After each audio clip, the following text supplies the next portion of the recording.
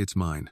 The man had barely finished speaking when he reached out fast, snatched the ticket from her hand, and slipped it into the inside pocket of his coat, as casually as if he were picking up something he had dropped. Annie froze. Her hand was still raised in midair. Her fingertips trembled in the empty space where the ticket had been only 1 second earlier. "No," she whispered. Then her voice tightened with fear. "No, sir. It's mine. That ticket is mine. Please.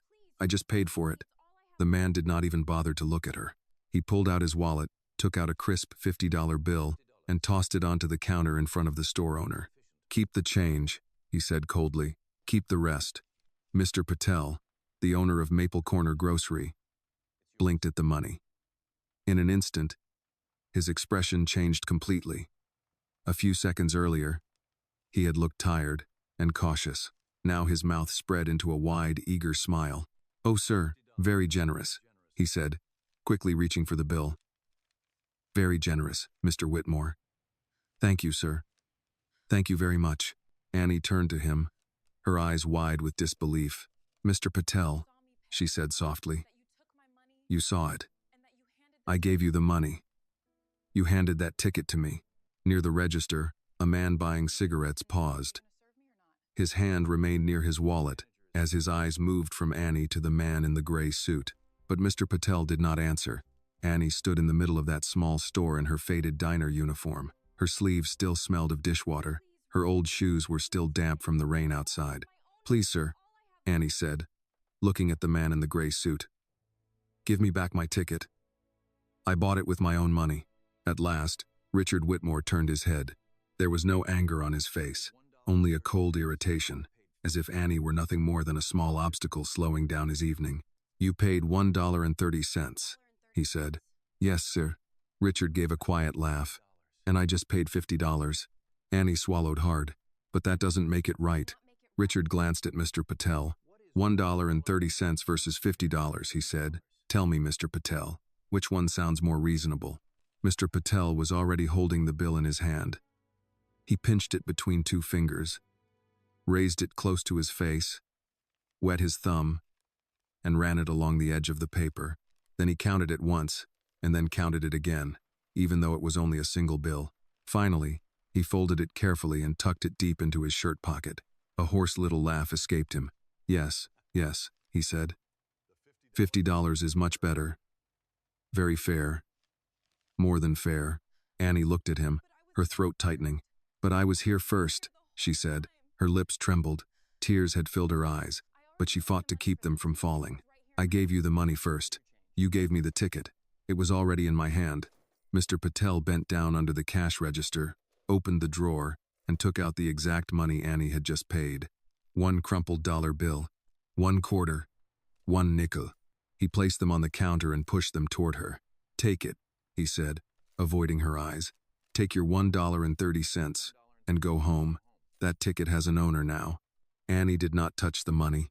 For a moment, every sound in the store seemed to disappear. All she could hear was her mother's cough echoing in her memory. That dry, painful cough that had gone on all night. The medicine bottle on the kitchen table was almost empty. Their savings were nearly gone. Annie's paycheck was still days away. That $1.30 was all she had left in her pocket. At first, she had meant to buy a can of soup, but then she saw the small cardboard sign taped beside the register. "Lucky scratch-off ticket, grand prize, $5 million. Price, $1.30. Mr. Patel had said, "Last one." So Annie had placed every last coin she owned on the counter. $1, 1 quarter, 1 nickel, and now that money was being pushed back to her as if she were the one who had made a mistake. As if a transaction could be erased simply because a richer man had walked in after her. "Please," Annie said again, her voice softer this time. "Mr. Whitmore, you don't understand. I need that ticket." Richard adjusted the lapel of his coat. "Need does not determine ownership." "This isn't ownership," Annie said. "You ripped it out of my hand." Richard reached into his coat and took the ticket out again. He held it up high enough for Annie to see the silver-printed boxes, the QR code, and the small serial number along the bottom edge. He smiled, the kind of smile worn by a man who believed he was teaching someone weaker a necessary lesson. "First," he said, tapping the edge of the ticket, "your name is not written on this. Second, In places like this, the person with more money usually gets to decide. Learn to accept reality, little girl. Annie's face tightened for half a second, but she forced herself to stand straight. She stepped forward, reaching for the ticket. Please don't. Richard pulled his hand back before she could touch it, then slipped the ticket into his pocket again. That's enough, he said. Annie stood there with empty hands. Beside her on the counter lay the crumpled dollar bill and the 2 small coins, sitting silently under the cold store lights. The man buying cigarettes cleared his throat.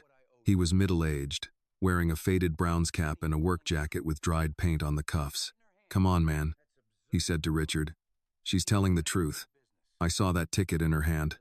You don't have to treat her like that. Richard turned slightly. Did anyone ask for your opinion? The man hesitated. I'm just saying, he muttered. This isn't right. Richard looked at him with icy eyes. Then buy your cigarettes, and keep your voice down. The man looked at Annie. Shame was written plainly across his face. I'm sorry, miss. Annie gave him only a small nod. She no longer had the strength to thank or comfort anyone. She turned back to Richard. Sir, please help me. That was everything I had. You got your money back, Richard said. I don't want to repeat myself a 4th time. My money isn't leaving with you, Annie replied, her voice shaking but clear. But my ticket is. Mr. Patel immediately raised both hands. Please, no trouble. Do not make a scene in my store. Annie looked straight at him. Then fix it. But Mr. Patel's hand stayed close to his shirt pocket, where the $50 bill was hidden safely away. Richard turned and walked toward the door. Annie hurried after him, her voice breaking with desperation. Please don't do this. My mother is sick. I'm not trying to cause trouble. I just want back what I paid for. He did not stop. The bell above the door rang sharply as Richard stepped out into the damp Cleveland night. Annie followed him onto the sidewalk. A black car was already waiting by the curb, its engine running softly. The driver quickly opened the rear door. Richard got into the car without another word. Annie stood there helplessly, watching the door close between them. The car rolled away, its red taillights stretched across the wet street, staining the puddles the color of a warning that had come too late. Behind her, Maple Corner Grocery still glowed beneath its flickering lights. Inside, her $1.30 still lay on the counter, cold and meaningless. Annie stood still for a long moment. Then her hand slowly slipped into her coat pocket, searching for her old phone. Her fingertips touched the cracked screen. And in that exact moment, she remembered. Before Richard had walked in, she had taken a picture. The ticket, the serial number, the QR code. Annie looked down at the phone screen. A very small breath escaped her lips. Annie stood silently outside Maple Corner Grocery, clutching her old phone in her hand. Her breath caught somewhere between fear, anger, and a fragile little piece of hope she did not yet dare to name. The corner of the screen had been cracked for a long time. The battery icon glowed red like a warning, but the photo was still there. The ticket filled almost the entire frame. The QR code was clear. The serial number was clear. Even the edge of her thumb appeared at the bottom corner of the ticket, captured at the very moment she had been holding it, just before Richard Whitmore ripped it away. For a few seconds, Annie wanted to storm back into the store, shove the phone screen in Mr. Patel's face, and force him to say the truth out loud. She wanted him to look at the $1.30 still lying on the counter and admit that he had sold his honesty for a $50 bill. But before she could move, her phone vibrated. Mum, Annie answered so quickly she nearly dropped it. Yes, Mama. Linda Carter's voice came through weakly on the other end, thin and tired, like a lamp running out of oil. Annie, are you on your way home? Yes, I'm almost done. Why does your voice sound strange? Annie closed her eyes. She could not tell her mother what had just happened, not while Linda was home alone, trying to survive another painful evening. I'm okay, Annie said, just tired from my shift. There was silence on the other end for a moment. Then a cough broke through. It was deep and dry, so painful that Annie pressed the phone harder against her ear, as if she could somehow take some of that pain for her mother. Don't stop anywhere else unless you have to, Linda said when she could finally breathe again. Come home, baby. Yes, I'm coming home now. Annie? Yes, Mama? If there's still something in the cabinet we can make last through tonight, don't spend that money. Annie looked through the store window. Her $1.30 still lay on the counter near the cash register. Small, cold, useless, like a witness that knew the truth. But no one wanted to hear its testimony. "I won't spend it," she said softly. She hung up and slipped the phone into her coat pocket. Through the glass, Mr. Patel was pretending to rearrange packs of gum and boxes of mints near the counter. He did not look toward the door. The man in the Brown's cap had left his cigarettes on the counter and was walking out with his head lowered. As he passed Annie, he glanced at her once. There was regret in his eyes, but regret could not put the ticket back into her hand. Annie went back inside, took her $1.30, and quietly left the store. She crossed the rain-wet street toward the old brick building where she and her mother lived above a laundromat. Their hallway always smelled of laundry detergent, warm dryer air, and the damp scent of old wood. Annie walked past the machines turning steadily below, then climbed to the second floor. One hand held the railing.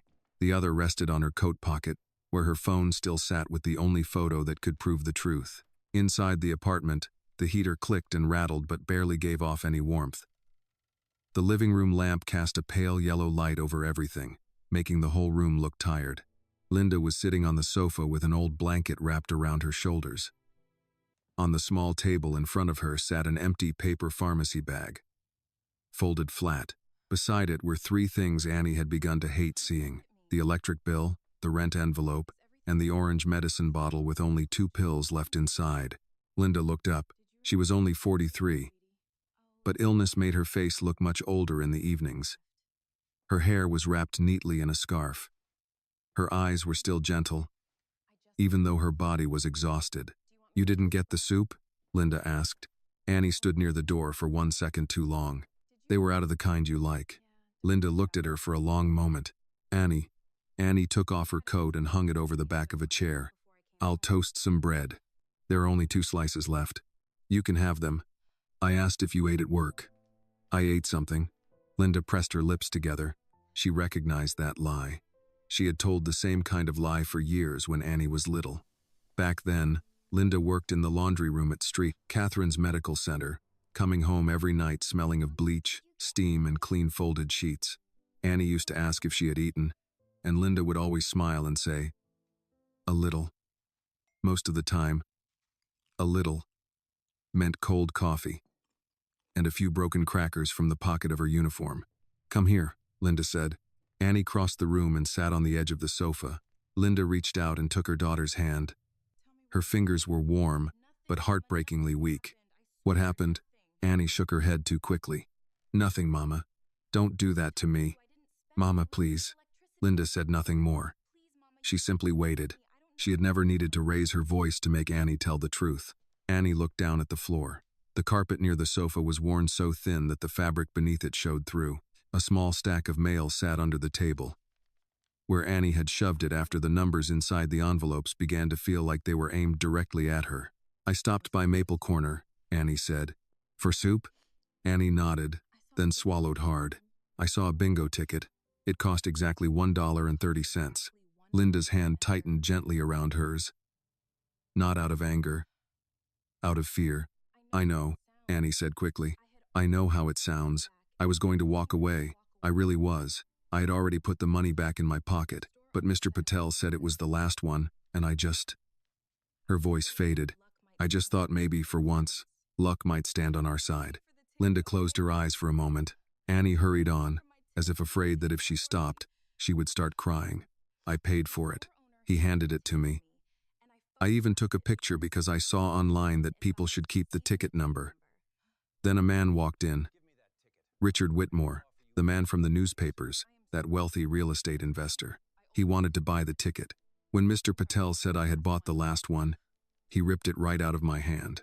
Linda opened her eyes. "He ripped it out of your hand?" "Yes." "And the store owner let him do that?" Annie nodded. Her eyes burned now, and not only from tears. "He gave Mr. Patel $50. Mr. Patel kept the money. Then he gave me back my $1.30 and told me to go home." Linda's face changed. "Did you ask for it back?" "I did. I begged him. I told him you were sick." Annie wiped her tears with the back of her hand. "He said if I had so little money, I shouldn't be gambling with it." If Annie's story touched your heart, please like this video, leave a comment telling us where you are watching from, and subscribe to the channel for more emotional stories about truth, courage, and justice. The room fell silent. Outside the window, A bus passed through the corner. Its brakes screamed into the night. Downstairs, a dryer door slammed shut. After a long while, Linda said, "When people look down on you, never let them take your dignity too." A shaky breath escaped Annie. "Mama, I tried. I tried to stand there, but he made me feel so small." "You are not small." He had a private car, a driver waiting for him. Mr. Patel smiled the second he saw that $50 bill. Everyone saw what happened, but no one stopped him. Linda lifted Annie's chin with 2 fingers. "Listen to me. A man with money can make other people go quiet, but that does not mean he is right." Annie reached into her coat pocket and took out her phone. "I still have the photo." Linda looked down at the cracked screen. Annie opened the picture again and turned the phone toward her mother. The ticket appeared clearly under the weak light in the room. The QR code. The serial number. Even the time stamp at the top of the screen. For the first time that night, Linda's tired eyes became sharp. "This is the ticket?" "Yes." "You said it has a QR code?" Annie nodded. "I think the app can scan it." Linda looked at her daughter for a long moment. Then she coughed softly, placed a hand on her chest, and tried to catch her breath. When she looked up again, her voice was still weak, but her eyes were strangely firm. "Then why are you still sitting here crying?" Annie blinked. "What?" Linda squeezed her hand. "Baby," she said slowly, "if the truth is already in your hand, don't let it sleep there." Annie looked down at the phone in her hand. The picture seemed ordinary now that it was lying in the quiet of their apartment. Just a lottery-style bingo card on a cracked screen, a small square of black and white code in one corner, a row of numbers along the bottom. But Linda's words changed the weight of it. "If the truth is in your hand, don't leave it sleeping there." "I don't know if it'll work from a picture," Annie said. "Then find out. The battery's low. Plug it in." Annie moved fast, almost too fast, as if motion could outrun fear. She grabbed the charging cord from beside the couch, plugged the phone into the wall, and sat on the floor near the outlet because the cord was short and frayed at the end. The screen showed 7% now. She wiped her thumb across it, opened the App Store, then stopped. "I don't even know which app." Linda reached for her reading glasses from the side table. "What does the card say?" Annie zoomed in on the photo. "Lucky Bingo Scratch." "It says official scan available through the Ohio Prize Check app." "Then that's the one." Annie searched for it. The little circle spun. The apartment felt too quiet while the app downloaded. Linda tried to hide another cough by turning her head into the blanket. But Annie heard it. She heard everything now. The radiator ticking. The hum from the laundromat below. A car door closing out on the street. The tiny sound of her own breathing. "What if he already scanned it?" Annie said. Linda looked at her. "Did he know there was a picture?" "No." "Did he know you had the code?" "No." "Then don't give him more power than he already stole." The app finally opened. It asked for permission to use the camera. Annie allowed it, then realized she could not scan the code from the same phone while the photo was on the screen. "Oh no," she whispered. "What?" "I can't scan a picture that's on this phone. The camera needs something in front of it." Linda pushed herself up a little, wincing. "Use my phone." "Mama, your phone barely works. It calls people. It shows pictures. That's enough." Annie took Linda's old phone from the table. The case was cracked at one corner, and the screen had a pale line running down the middle. But it turned on. Annie sent the photo to Linda's phone, waiting while the image loaded slowly over the weak apartment Wi-Fi. The first attempt failed. The second froze halfway. On the third, the photo came through. Annie placed Linda's phone flat on the coffee table with the bingo ticket picture open. She held her own phone above it, trying to line up the QR code inside the little scanning box. Her hands shook so badly the image kept slipping out of frame. "I can't keep it still," she said. Linda reached out. "Give me the other phone." "Mama, you don't have to." "Give it to me, Annie." Linda held her phone with both hands. They were thin hands. Hands that had folded hospital sheets for years. Hands that had washed uniforms, packed lunches, smoothed Annie's hair before school, counted medicine, counted bills, counted days until payday. Now those hands held the picture steady while Annie brought her phone over it. The app beeped. Annie stopped breathing. A white screen loaded first. Then a gray wheel turned in the middle. Once, twice. The phone seemed to take forever, as if even the internet had to think about whether a girl like Annie was allowed this much hope. Then the words appeared. Congratulations. Annie blinked. The letters did not change. Linda leaned forward. What does it say? Annie's mouth opened, but no sound came out. She scrolled down with her thumb. Grand prize winner, $5 million. The room tilted without moving. Annie lowered the phone, then raised it again, because she thought maybe her eyes had put the words there out of need. They were still there. $5 million. Not 500. Not 5,000. 5 million, Linda whispered. Lord have mercy. Annie pressed one hand over her mouth. A sound escaped anyway. Small and broken. She was not laughing. She was not crying. Not exactly. It was something in between. Something the body makes when it cannot hold a number that large beside a life that small. Mama, she said, and then she could not finish. Linda stared at the screen. Her eyes filled slowly, but she did not reach for the money in her mind. Annie knew that look. Linda was not seeing a fancy car or a new coat or the kind of house people showed off online. She was seeing a doctor's office, a pharmacy counter, a clean room with heat that worked, a refrigerator with food that did not need to be stretched into 3 meals. Read the rest, Linda said. Annie scrolled. Her heart was beating too hard now. Ticket registered to first verified scan. Below it, a button said, Continue claimant registration. Annie looked up. It says, First verified scan. Then keep going. What if I do something wrong? Read each line. Go slow. The app asked for her name. Annie typed. Annie Carter. It asked for date of birth, phone number, email, and home address. She entered each piece carefully, checking twice before pressing next. When it asked whether she was in possession of the physical ticket, her finger froze. Linda saw her stop. What does it ask? Annie swallowed. It asks if I have the paper ticket. Linda's face hardened. No, but you have the purchase proof in the scan. Don't lie. Tell the truth. Annie selected. No. A text box opened asking for explanation. Annie stared at the blank space. How did a person fit humiliation into a little box? How did she explain the feel of Richard Whitmore's hand taking the card? Mr.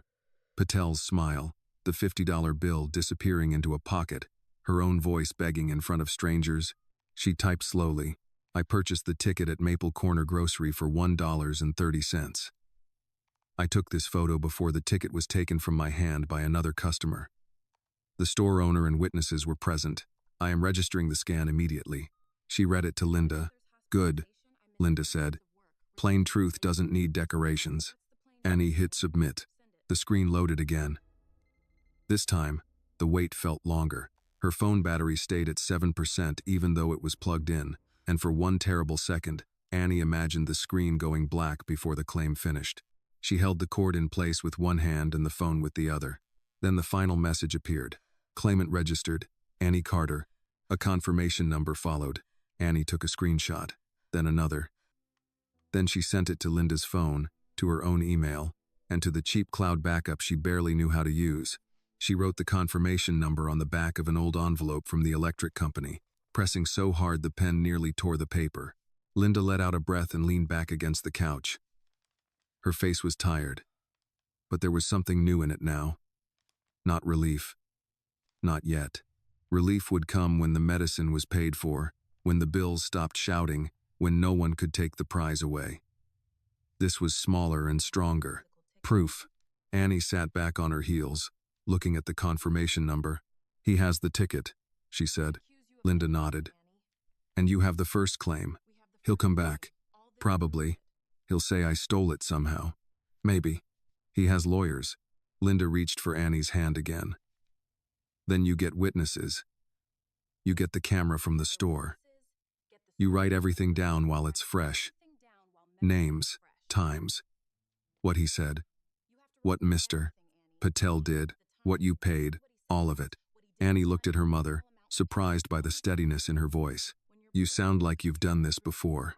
Linda's mouth curved, but there was no humor in it. I've been poor in America a long time, baby. You learn to keep receipts. Annie looked at the phone again. The words were still there. Claimant registered. Annie Carter. For the first time that night, her name looked stronger than Richard Whitmore's money. A knock came at the apartment door. Both women went still. Annie rose slowly, phone in hand. Who is it? A man's voice answered from the hallway, low and uneasy. It's Mr. Patel. Annie, please open. We need to talk. Annie kept one hand around her phone and looked at her mother. Linda shook her head once, not because she was afraid of Mr. Patel, but because she knew fear made people dangerous in small, ordinary ways. Ask him why, Linda said. Annie turned back to the door. What do you want? Mr. Patel's voice came through the wood, thin and rushed. Please, Annie. I made a mistake. I need to speak with you. You made it in front of everybody. I know. Please. Linda pushed herself up against the arm of the couch. Open it with the chain on. Annie crossed the room and slid the chain into place before turning the lock. When she opened the door a few inches, Mr. Patel stood in the hallway holding his knit cap in both hands. He looked smaller without the counter between them. His shoulders were hunched, and sweat shone along his hairline, though the hallway was cool. Behind him stood the man from the store who had been buying cigarettes, the one in the faded Brown's cap. He lifted one hand awkwardly. Evening, he said. Name's Earl. Earl Dawson. Annie did not answer him right away. Her eyes stayed on Mr. Patel. You shouldn't be here, she said. I know. Mr. Patel looked down the hallway, then back at her. Mr. Whitmore called the store. Linda's voice came from the couch. Let him talk, Annie. Annie opened the door a little wider but kept the chain on. What did he say? Mr. Patel swallowed. He asked if I remembered the sale clearly. He said perhaps I was confused. He said maybe you picked up the card before the sale was final. Annie felt the words hit her stomach. That's a lie. Yes. Mr. Patel said quickly. Yes. It is. Earl leaned against the wall, his jaw tight. He called while I was still there. Put it on speaker too. Like he wanted everybody to know whose voice was in the room. Mr. Patel's fingers twisted the edge of his cap. Then a lawyer called. He said if I make a statement against Mr. Whitmore, I could be pulled into a civil matter. He said my business license, my lease, my taxes, many things could be examined. Annie stared at him. So you came here to tell me you're scared? Mr. Patel lowered his head. Yes. The honesty surprised her more than an excuse would have. For a second she saw not the man who had taken the 50, but an aging store owner standing in a hallway after closing, afraid of a rich man's phone calls. It did not make what he had done right. It only made it human, and that almost hurt worse. Linda coughed from the couch. Annie glanced back, then opened the door, unhooked the chain, and let them in. The apartment looked even smaller with 2 extra people inside. Earl removed his cap as soon as he crossed the threshold. Ma'am, he said to Linda. Sorry to come by late. Linda nodded. Sit if you need to. Talk if you came to talk. Nobody sat. Mr. Patel looked at the orange pill bottle on the table, then away, ashamed. Annie, I should not have taken his money. No, Annie said. You shouldn't have. I saw you pay. I saw you hold the ticket. I know. Then why did you tell me it had a new owner? Mr. Patel pressed the cap against his chest. Because men like him do not ask. They decide. And I have spent 22 years trying to keep that little store open.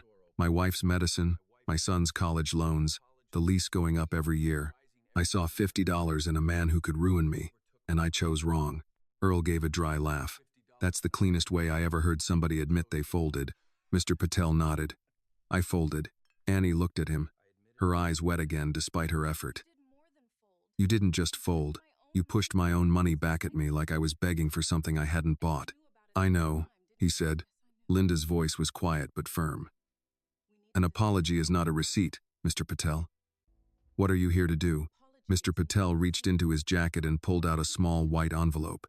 Annie stiffened, thinking it was money. He shook his head. Not cash. The store camera. I copied the last hour. Register view. Door view. Counter view. The angle is not perfect, but it shows enough. It shows Annie paying. It shows me handing the ticket to her. It shows Mr. Whitmore entering after. Annie took one step closer. You copied it? Yes. Before I could lose courage, Earl lifted his chin. I told him if that footage disappeared, I'd be back at his store every morning asking why. Mr. Patel handed the envelope to Annie. Inside was a small USB drive and a folded receipt from Maple Corner Grocery. On the receipt, printed in faint ink, was the time, the item code, and the amount, $1.30. Annie held it with both hands. The receipt was thin, ordinary paper, the kind people threw away without thinking. Tonight, it felt heavier than Richard Whitmore's 50. I don't have the paper ticket, she said, but I scanned the picture. The app registered me first. Mr. Patel's eyes widened. It worked? Annie nodded and showed him the confirmation screen. Earl stepped closer, careful not to crowd her. 5 million, Earl said under his breath. Lord, Mr. Patel covered his mouth. He came back after winning? He called after, Annie said. My guess is he tried to enter the code and found out he was too late. Linda leaned back, tired but alert. That means he is not finished. No, Earl said. Men like that don't let go because truth asks nicely. Mr. Patel looked at Annie. You need to call the police. Annie's mouth tightened. And say what? A billionaire took my ticket, and the store owner sold me out for $50? Mr. Patel flinched but did not defend himself. Earl said, say exactly that, but with evidence. Linda pointed weakly toward the table. Write the timeline. Now. Before fear. Edits it. Annie pulled a notebook from under a stack of mail. It was the same notebook where she kept grocery totals and Linda's appointment dates. She turned to a clean page. Her hand shook over the pen. Earl spoke first. 7:40-something. I came in for cigarettes. 7:46, Mr. Patel said. The receipt says Annie's sale was 7:48. Annie wrote it down. Mr. Whitmore came in maybe 2 minutes later, Earl said. Asked for the bingo card. Patel said it was the last one, and you had bought it. Mr. Patel closed his eyes. Then he took it from your hand. Annie wrote that too. The words looked strange on paper. Took it from my hand. So plain. So small. Yet they held the whole wound. Linda watched her daughter write. Add what he said. Annie paused. What did he say? Earl asked. Annie's voice lowered. He said my name wasn't on the ticket. He said whoever had more money had the right to decide. He told me to accept reality. Earl's face hardened.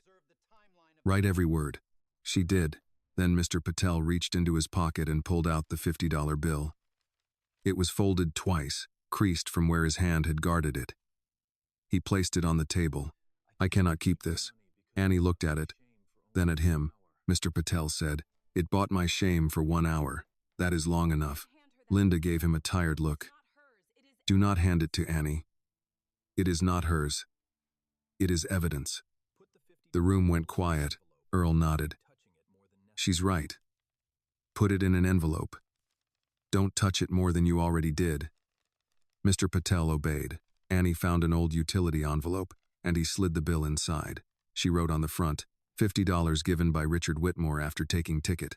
For the first time since Richard had walked into Maple Corner Grocery, Annie felt the ground under her feet grow steadier. Not safe. Not yet. But steadier. The phone rang in Mr. Patel's pocket. He looked at the screen and went pale. Earl read his face. Whitmore? Mr. Patel nodded. No one spoke. The phone kept ringing. Linda looked at Annie. Answer it. Mr. Patel whispered. What? Linda's eyes did not move from her daughter. Put it on speaker. If a man wants to tell a lie, let him do it in a room full of people who know the truth. Mr. Patel's thumb hovered over the screen. The phone kept ringing in his hand, each buzz making the little apartment feel smaller. Annie stood beside the table with the notebook open, the USB drive near her elbow, the receipt beside it, and Richard Whitmore's $50 bill sealed inside an old utility envelope. Speaker, Linda said again. Mr. Patel's face had lost color. Mrs. Carter, if I answer and he knows I am here. He already knows you're scared, Linda said. That's why he keeps calling. Earl Dawson folded his arms. Put it on speaker, Patel. Don't say more than you have to. Annie did not speak. Her throat felt tight, but her phone was in her hand. Recording. She had started the voice memo the moment her mother told Mr. Patel to answer. The red timer moved quietly across the cracked screen. Mr. Patel pressed accept, then tapped speaker. Richard Whitmore's voice filled the room, calm and annoyed. "Why did it take you so long?" Mr. Patel swallowed. "I was closing the store. At this hour?" "Yes, sir." A short pause. "Listen carefully. A young woman may come back asking about camera footage. If she does, you are to tell her the system was not recording tonight." Annie's fingers tightened around her phone. Mr. Patel glanced at Linda. Linda gave one small nod. "The cameras were working," Mr. Patel said. "I did not ask what was true." Richard replied, "I told you what to say." Earl's jaw flexed. Annie wrote the sentence down word for word. Mr. Patel's voice shook. "Mr. Whitmore, she bought the ticket first." Another pause, colder this time. "You took my $50. I should not have. You think guilt makes you brave?" "No, sir." "Good. Then remember what makes you practical. Your lease renewal is coming up, isn't it? That little store sits in a building my company has been looking at for months. You want to keep selling milk and scratch cards on that corner. You will stop confusing yourself with a hero."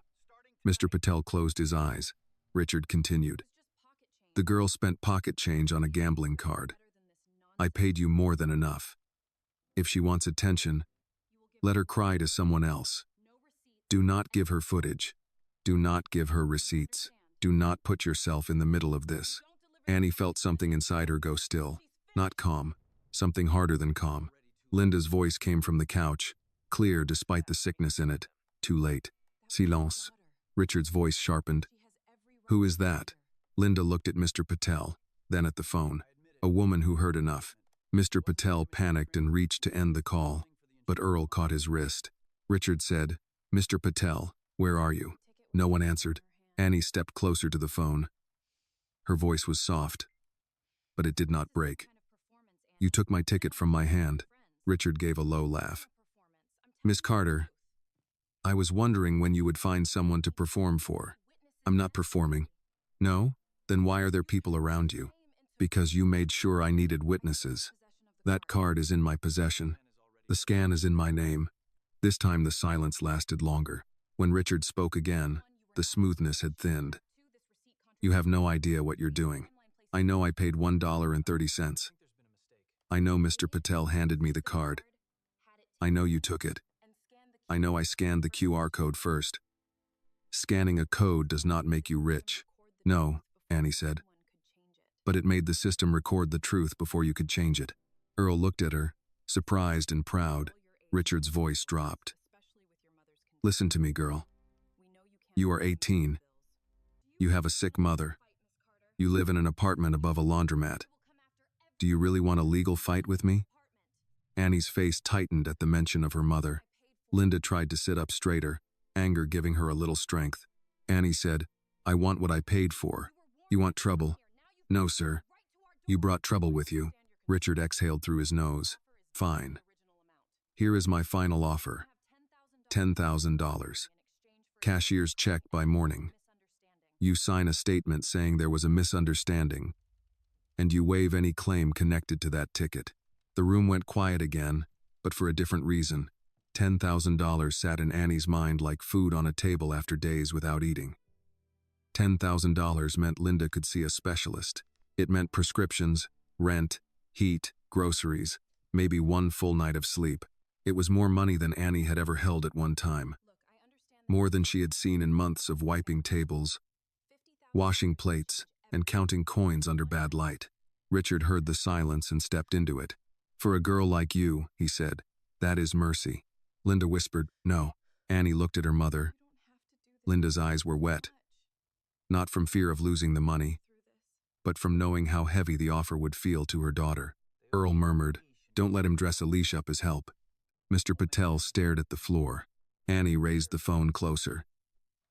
"Mr. Whitmore?" "Yes?" "For a man like you, $5 million still wasn't enough." Richard's answer came fast. "Careful. I am being careful. That's why this call is being recorded." The line went silent. Mr. Patel's mouth opened. Earl almost smiled. Annie continued, "We have the receipt. We have the store footage. We have a witness. We have the QR scan. We have your $50 in an envelope. And now we have you telling Mr. Patel to say the cameras weren't working. Richard said nothing. Linda coughed once, then covered her mouth with the blanket. Annie's hand moved toward her, but Linda waved her off, eyes fixed on the phone. Richard finally spoke. You think that little recording will scare me? No, Annie said. I think it will tell people what happened. You will regret this. Maybe, Annie said. But I would regret selling the truth more. The call ended. For several seconds, nobody moved. The phone screen went dark in Mr. Patel's hand. Annie stopped the recording and saved it twice, then sent it to her email. While her fingers still shook, Earl let out a breath. Well, that man just talked himself into a corner. Mr. Patel sank into the kitchen chair as if his legs had given up. He will destroy my store. Linda looked at him. Maybe, or maybe for once, he will learn there are rooms his money cannot clean. Annie sat beside the table and wrote down the time of the call. Her handwriting was uneven. The pen left small dents in the paper. Earl pulled out his own phone. I know a woman at the plane dealer. Retired now, but she still knows everybody. Before we call press, we call police. Before police, we make copies. No press, Annie said quickly. Not yet. Earl nodded. Fair. Mr. Patel rubbed both hands over his face. I'm sorry, Annie. She looked at him for a long moment. I believe you're sorry. He lifted his head. But sorry doesn't put my ticket back in my hand, she said. So tomorrow, you're going to tell the police exactly what happened. He nodded. I will. And if you get scared? Linda answered for him. Then you tell the truth scared. A faint sound came from Annie, almost a laugh, but tired and close to tears. Her phone buzzed with an email notification. The confirmation message from the prize app had arrived in her inbox. Claimant registered. Annie Carter. Confirmation number attached. She showed it to Linda. Linda touched the screen with one finger. There you are. Annie looked at her name. Not Richards. Not Whitmore Holdings. Not the man who had thrown $50 at a counter and thought the world would move aside. Annie Carter. For the first time that night, the apartment did not feel quite as powerless. Then another message appeared. This one from an unknown number. Miss Carter, this is Gregory Sloan, counsel for Richard Whitmore. Do not speak to law enforcement or any media regarding the ticket dispute. Any false claim may result in legal action. We expect your cooperation. Annie read it once. Then again. Earl stepped closer. What is it? She handed him the phone. He read the message and gave a humorless chuckle. There it is. Suit and tie thunder. Linda held out her hand for the phone. Annie gave it to her. Linda read slowly. Lips pressed together. Baby, she said, handing it back. Tomorrow morning, you do exactly what he told you not to do. Annie looked at the notebook, the receipt, the USB drive, the sealed $50 bill, the saved recording, and the confirmation email. Then she nodded. Tomorrow, she would walk into a police station with everything Richard Whitmore thought she was too poor, too young, and too afraid to keep. By 7 the next morning, Annie had slept less than an hour. She sat at the kitchen table with the notebook open in front of her, checking the same list over and over because fear had a way of making simple things feel slippery. Receipt. USB drive. Confirmation email. Screenshot. Voice recording. Text from Gregory Sloan. Envelope with the $50 bill. Timeline written by hand. Mr. Patel's number. Earl Dawson's number. Linda sat on the couch wrapped in her blue house robe, watching Annie pack everything into a brown folder from an old-school project. The folder had a bent corner and faded marker on the front where Annie had once written biology review in 10th grade. Now it carried the only thing standing between her and a man who thought money could rewrite a room full of witnesses. You don't have to come, Annie said. Linda gave her a look. You think I'm letting you walk into that station alone? You need rest. I need to see you stand up straight. Annie pressed her lips together. Mama. Linda reached for her inhaler, took one slow breath from it, and settled back. I'll sit. I'll breathe. I'll mind my business until someone forgets you have a mother. That almost made Annie smile. Earl arrived at 7:30 in an old pickup with a cracked dashboard and a travel mug in the cup holder. Mr. Patel came 5 minutes later, wearing the same jacket from the night before, his face drawn and his eyes ringed with worry. He held another envelope in his hand. "I printed still images from the footage," he said when Annie opened the door.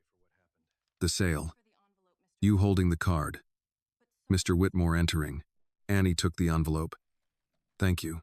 Mr. Patel looked down. "I should have done it right away." "Yes," Annie said, not cruelly. "You should have." Earl cleared his throat. "Everybody ready?" Linda stood slowly. Annie moved to help her, but Linda waved her off. "I can walk to a truck, baby. I'm not made of paper." The police station on Kinsman Road looked plain from the outside, all brick, glass doors, and tired flags moving in the morning wind.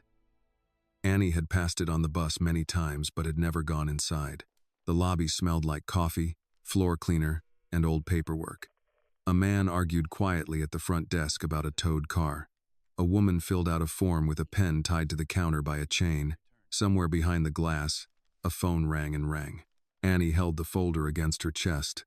At the front desk, an officer looked up. His nameplate read Harris. He was in his 40s, with close-cropped hair and the kind of face that had learned to show little before hearing everything. "What can I do for you?" Annie swallowed. "I need to report a theft." Officer Harris glanced at Linda, then Earl, then Mr. Patel. "What was taken?" "A winning bingo scratch card." His expression changed just a little, not enough to be rude, but enough for Annie to notice. "A scratch card," he repeated. "Yes, sir. And you know it was winning?"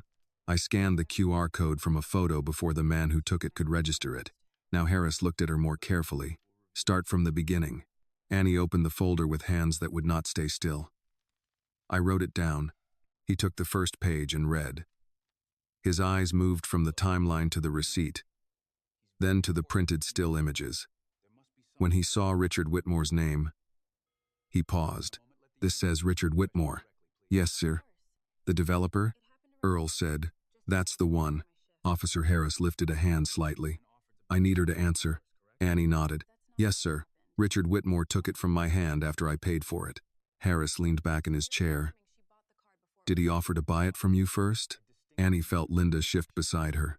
"He asked if there were any left," Annie said. "Mr. Patel told him I bought the last one. Then he took it." Mr. Patel stepped forward. "That is true. I saw it." Harris looked at him. "And you're the store owner?" "Yes. I sold the ticket to Annie, but you accepted $50 from Mr. Whitmore." Mr. Patel's face tightened. "Yes." "For the ticket?" "No, not properly.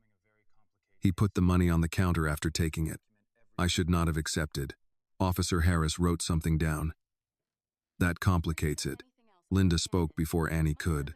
"Wrong things are often complicated after folks with money touch them." The officer looked at her. "Ma'am, I understand you're upset." Linda's voice stayed even. "I am not upset. I am paying attention." Annie placed the USB drive on the counter. "There's video. And a receipt. And a recording from last night where Mr. Whitmore told Mr. Patel to say the cameras weren't working." Harris stopped writing. "You recorded him?" "He called Mr. Patel while Mr. Patel was at our apartment. The call was on speaker. I recorded it." "Did you tell him he was being recorded?" "At the end," Earl added, "after he told the store owner to lie." Harris took the USB drive, the receipt, the envelope with the $50 bill, and the printed screenshots. "I'm going to need to review this with a supervisor." Annie's stomach tightened. "Does that mean you believe me?" "It means I'm going to review the evidence." That was not the answer she wanted. It was not unfair, but it felt cold enough to make her fingers ache. They waited on a bench against the wall. Linda's breathing grew rough after 20 minutes, so Annie asked for water. Earl brought back a paper cup from the cooler. Mr. Patel sat with his hands clasped between his knees, whispering what might have been a prayer.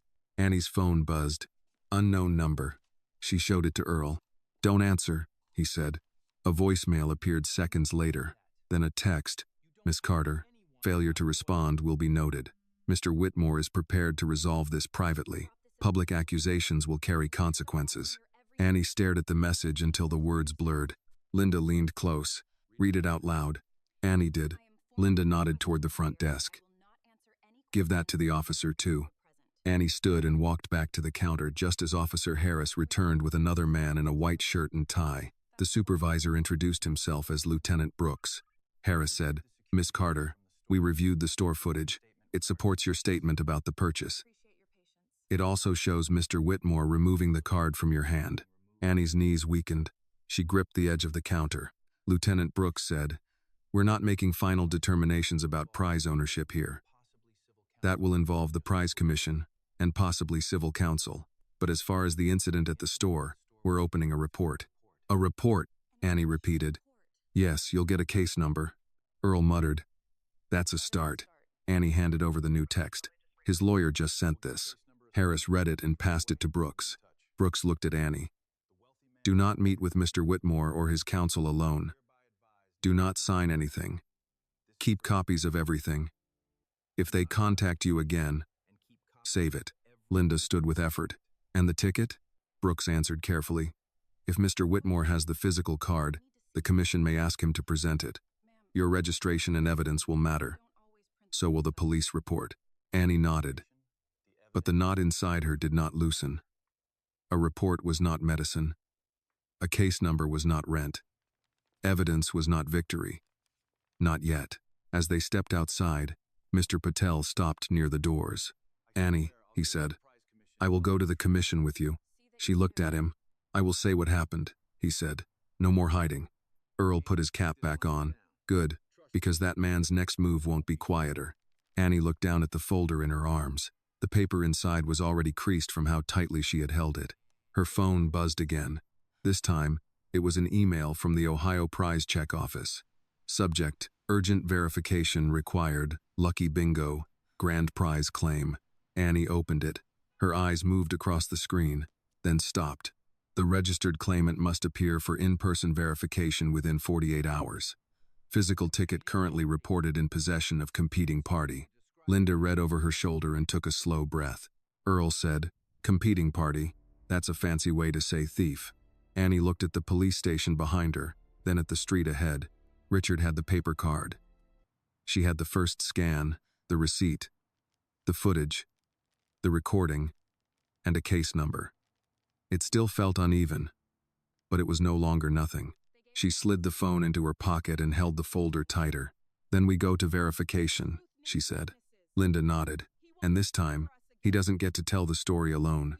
The verification office sat on the 4th floor of a state building downtown, above a row of government windows where people came to renew licenses, argue about forms, and wait under lights that made everyone look tired. Annie had never been there before. The hallway smelled like copier paper, old carpet, and coffee that had been sitting too long. She walked between Linda and Earl, the brown folder pressed against her ribs. Mr. Patel followed a few steps behind, holding a second envelope with the printed camera stills. Linda had insisted on coming, though every few minutes she stopped to catch her breath. Annie offered her arm each time, and Linda took it without pretending she did not need help. "You sure you're okay?" Annie asked. "No," Linda said, "but I'm here." Earl gave a quiet grunt. "That's about as honest as anybody gets before 9 in the morning." Annie almost smiled, but the smile disappeared when they reached Suite 412. Ohio Prize Verification Office. Through the glass door, she saw Richard Whitmore already inside. He sat at the end of a long table, one ankle crossed over the other, wearing a dark suit and a face built for boardrooms. Beside him sat Gregory Sloan, his lawyer, with a leather folder, a silver pen, and the kind of calm that charged by the hour. On the table in front of them lay a clear evidence sleeve. Inside it was the bingo ticket. Annie's stomach pulled tight. Linda noticed. "Breathe. He has it right there," Annie whispered. "And you have what he didn't think to fear." They entered.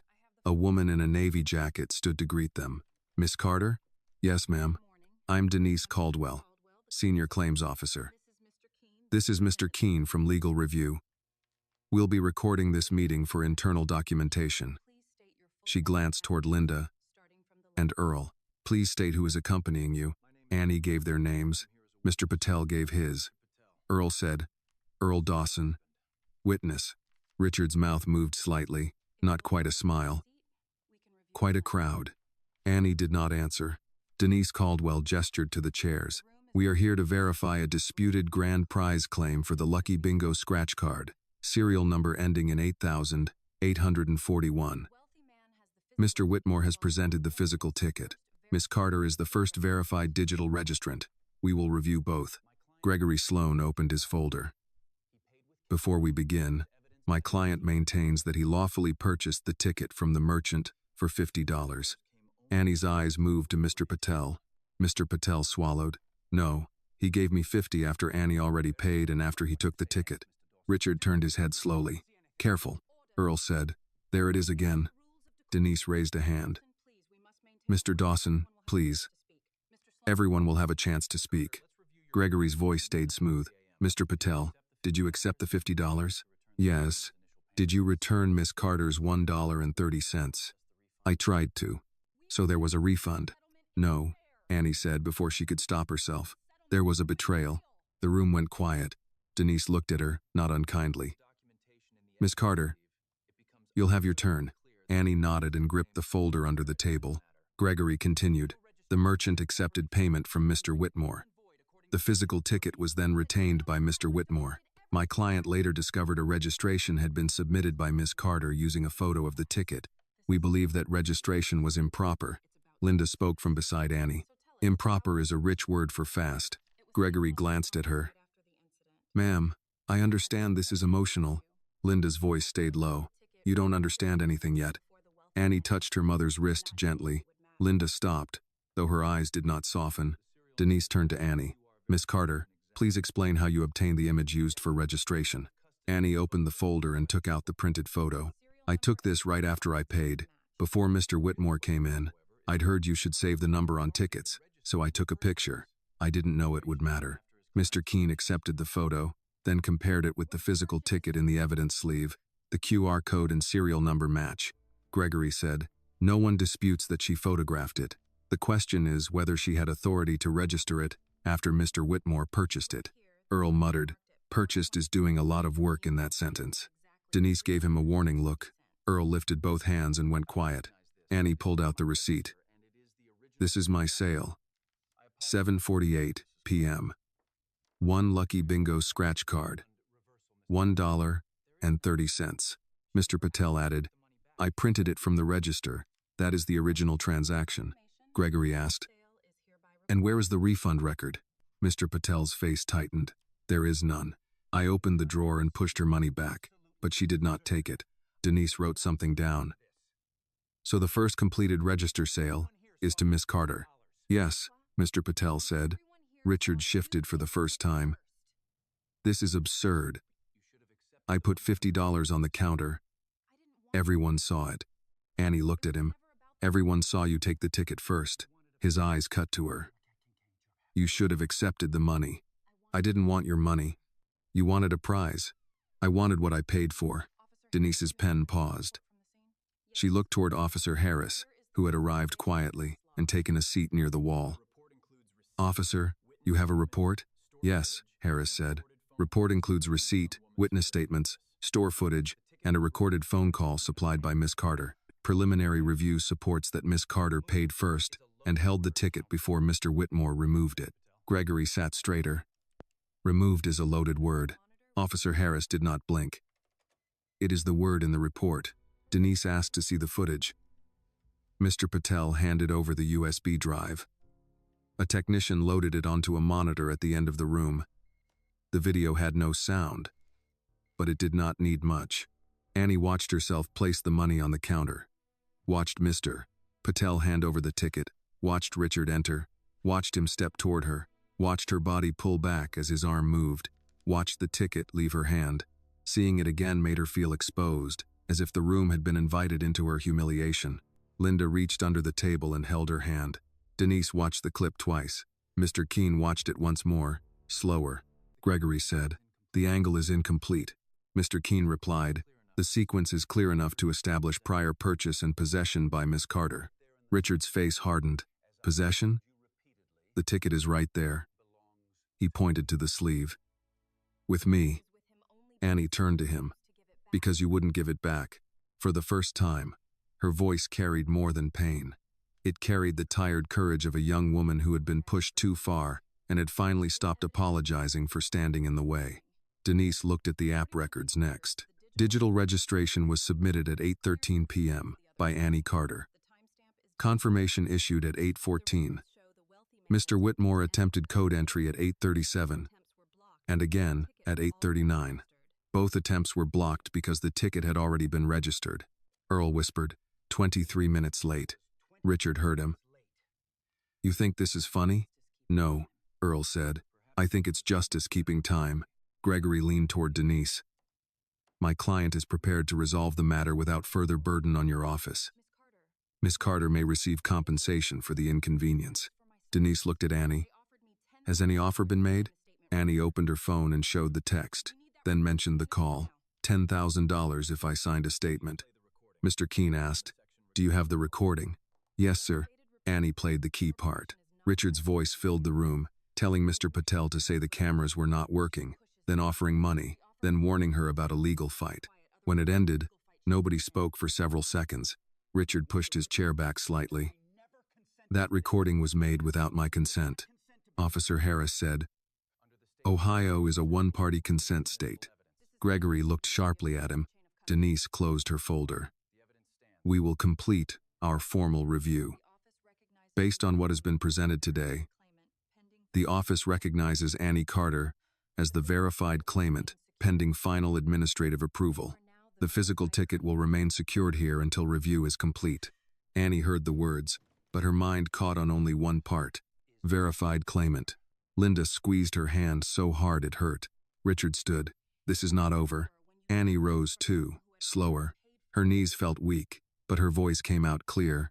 It was over when you took something from a girl who had already paid for it, she said. You just needed the paperwork to catch up. Richard looked as if he wanted to answer, but Denise stepped between them with the calm of someone used to stopping powerful people from making records worse. Mr. Whitmore, your counsel can address further objections in writing. Gregory touched Richard's sleeve. We should go. Richard left first. Gregory followed, carrying the leather folder, but not the ticket. The clear evidence sleeve stayed on the table. For the first time since Maple Corner Grocery, Richard Whitmore walked out of a room without the thing he came to claim. Annie sat down again because standing had taken everything she had. Linda looked at her daughter and gave a tired, proud smile. See, she said, truth may walk slow, but it still knows the address. Annie stayed seated after Richard left because her legs would not quite trust the floor.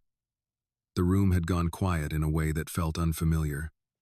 Not safe, not finished, but no longer ruled by his voice. The ticket was still on the table in its clear sleeve, and for the first time it was not in Richard Whitmore's pocket. Denise Caldwell gathered the documents with care. Miss Carter, final administrative approval may take several days. Because there is a competing claim, we have to complete the review properly. Annie nodded, though the words several days landed hard. Several days meant more medicine rationed, more calls from bill collectors, more watching Linda pretend not to be in pain. Denise seemed to understand. I know waiting is difficult. Do not sign anything from Mr. Whitmore or his attorney. If anyone contacts you, save it and forward it to our office. You'll receive instructions by email before close of business. Can she get any emergency advance? Linda asked. Mr. Keene answered gently but firmly. Not until the claim is cleared. Linda's face tightened, but she gave one nod. Rules are always quick to hold back help. Denise did not argue. Sometimes they also keep powerful people from walking out with what isn't theirs. That was enough to make Linda quiet. Officer Harris approached as Annie put the folder back together. Miss Carter, I'll add today's information to the report. If Mr. Whitmore or his counsel threatens you again, contact me directly. He handed her a card. Annie took it. Thank you. He paused. Yesterday, when you first came in, I didn't listen as well as I should have. Annie looked at him. She could have said it was fine, the way people expected young women to smooth over uncomfortable truth. But it was not fine. No, sir, she said. You didn't. Harris accepted that without defending himself. I'll do better. Linda gave him a tired look. Start with the next girl who walks in without a man in a suit behind her. Harris looked down once, then back at her. Yes, ma'am. Earl drove them home. Mr. Patel rode in the back, silent, his hands folded around the envelope of still images he no longer needed. Nobody spoke much on the ride. Cleveland moved past the windows in morning traffic. Corner churches with letterboards, brick storefronts, bus shelters. A man pushing a cart of scrap metal, a woman in scrubs crossing fast with coffee in one hand. Life went on with rude confidence, as if Annie's whole world had not shifted between a grocery counter and a government table. At the apartment, Linda refused to lie down until Annie made tea. Not for me, she said. For you. Your hands are still shaking. They're not. Linda raised one eyebrow. Annie looked down. Her fingers were shaking around the mug. Earl stayed long enough to carry a chair from the kitchen to the couch so Linda could put her feet up. Mr. Patel stood near the door like a man waiting for a sentence. I should go back to the store, he said. Annie nodded. Okay. He took one step, then stopped. If people come asking questions, what do you want me to say? The truth, Linda said. Annie looked at him. Say I paid first. Say he took it. Say you were wrong to keep the 50. Mr. Patel flinched at the last part, then nodded. I will. Earl walked him to the hallway. Before leaving, Earl turned back to Annie. You did good today. I almost couldn't talk, but you did. I was scared. Most honest people are, Earl said. Crooked folks get confidence for free. After they left, the apartment settled into its usual sounds. The laundromat machines below. The old pipe in the kitchen wall. Linda's breathing. Uneven but present. Annie sat at the table and opened her email every few minutes, though she knew Denise had said later. By mid-afternoon, the story began to leak. It started with a short post from someone who had been near the verification office, then a blurry photo of Richard leaving without the ticket. Then a local online page wrote, Dispute. Over $5 million bingo ticket involves Cleveland developer Richard Whitmore. By 4 o'clock, Annie's phone buzzed so often she had to turn off notifications. Some messages were kind. Working people she did not know wrote that they believed her. A retired nurse said she hoped Linda got her medicine. A waitress from Akron wrote, I've had men throw money at a counter and think that made them decent. Don't let him scare you. But other messages cut deeper. Why buy a bingo card if your mother is sick? Sounds like a scam. People like her always want something free. Annie read one too many and put the phone face down. Linda watched from the couch. Don't drink poison just because somebody left the cup near you. Annie rubbed her eyes. They don't know anything. No. But they like the sound of their own judgment. They keep saying I shouldn't have bought the ticket. Linda was quiet for a moment. Maybe you shouldn't have had to. Annie looked at her.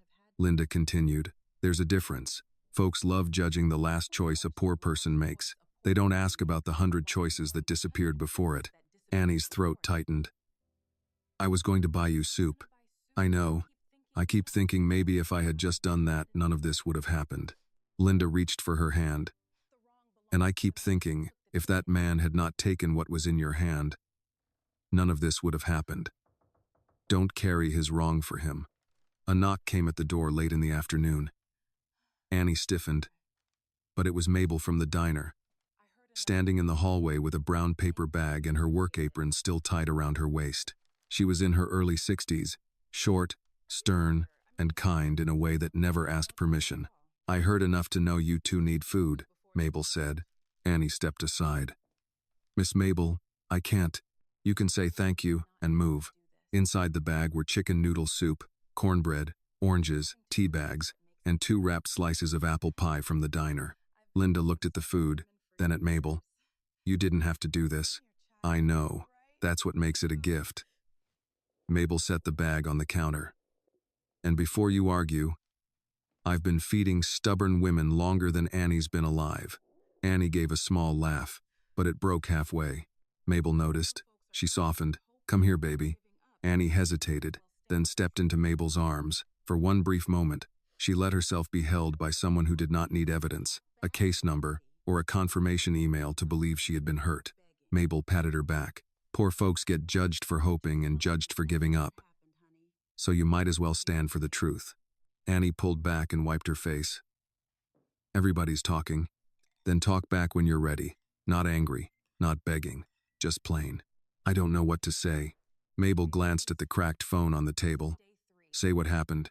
That evening, after Linda ate half a bowl of soup and managed to keep it down, Annie sat by the kitchen window with her phone propped against a mug. She did not put on makeup. She did not change clothes. She pressed record before she could lose courage. My name is Annie Carter, she said. Her voice shook, but she kept going. Last night I bought a bingo scratch card at Maple Corner Grocery for $1.30. It was the last money I had. A man named Richard Whitmore took the ticket from my hand after I paid for it. I had taken a picture first. That picture let me scan the QR code, and the app registered the claim in my name. She paused, breathing through the fear. I did not ask for his money. I did not sell him my ticket. I am not ashamed of being poor. And I am not ashamed that I hoped for something better. I only want what I paid for, and I want people to understand that throwing money at a counter does not make taking something right.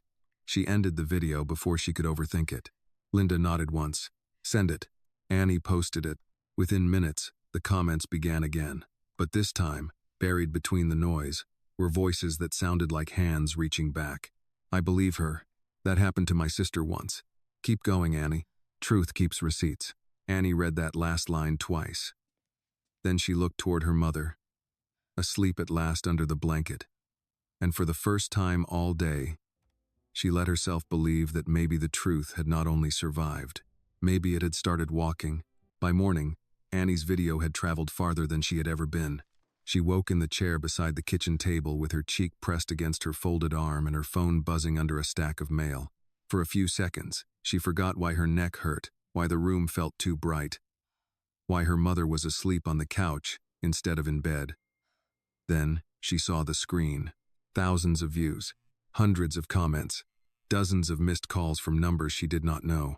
Annie sat up too fast, and the chair scraped the floor. Linda stirred under the blanket. What time is it? Linda asked. 6:20. You sleep at all? A little.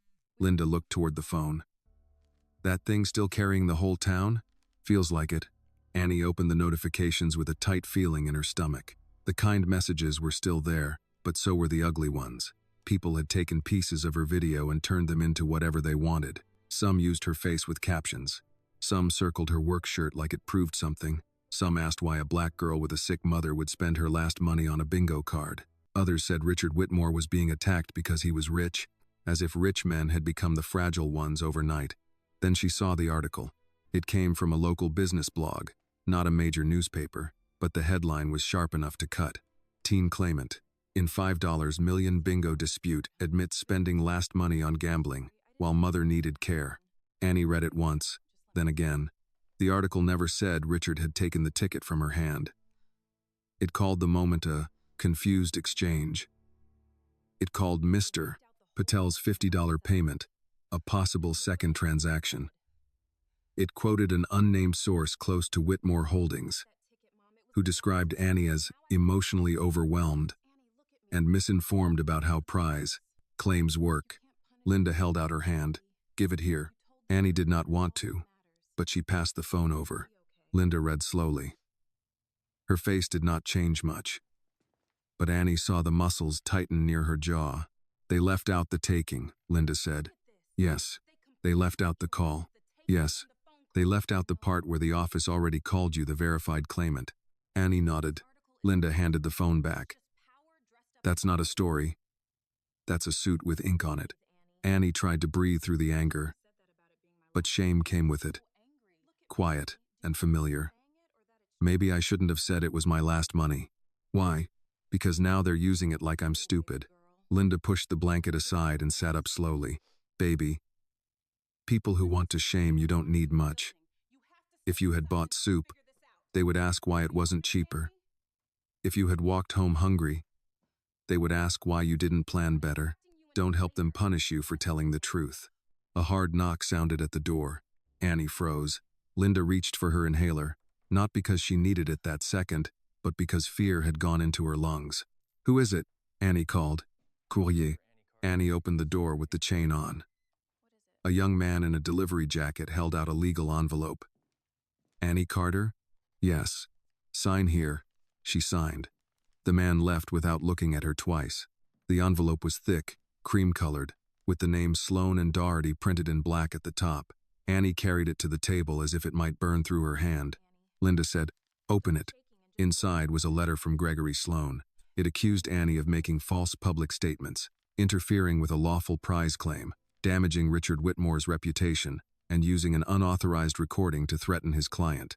It demanded she remove her video, stop speaking publicly, and appear at a private meeting that afternoon to discuss a reasonable resolution.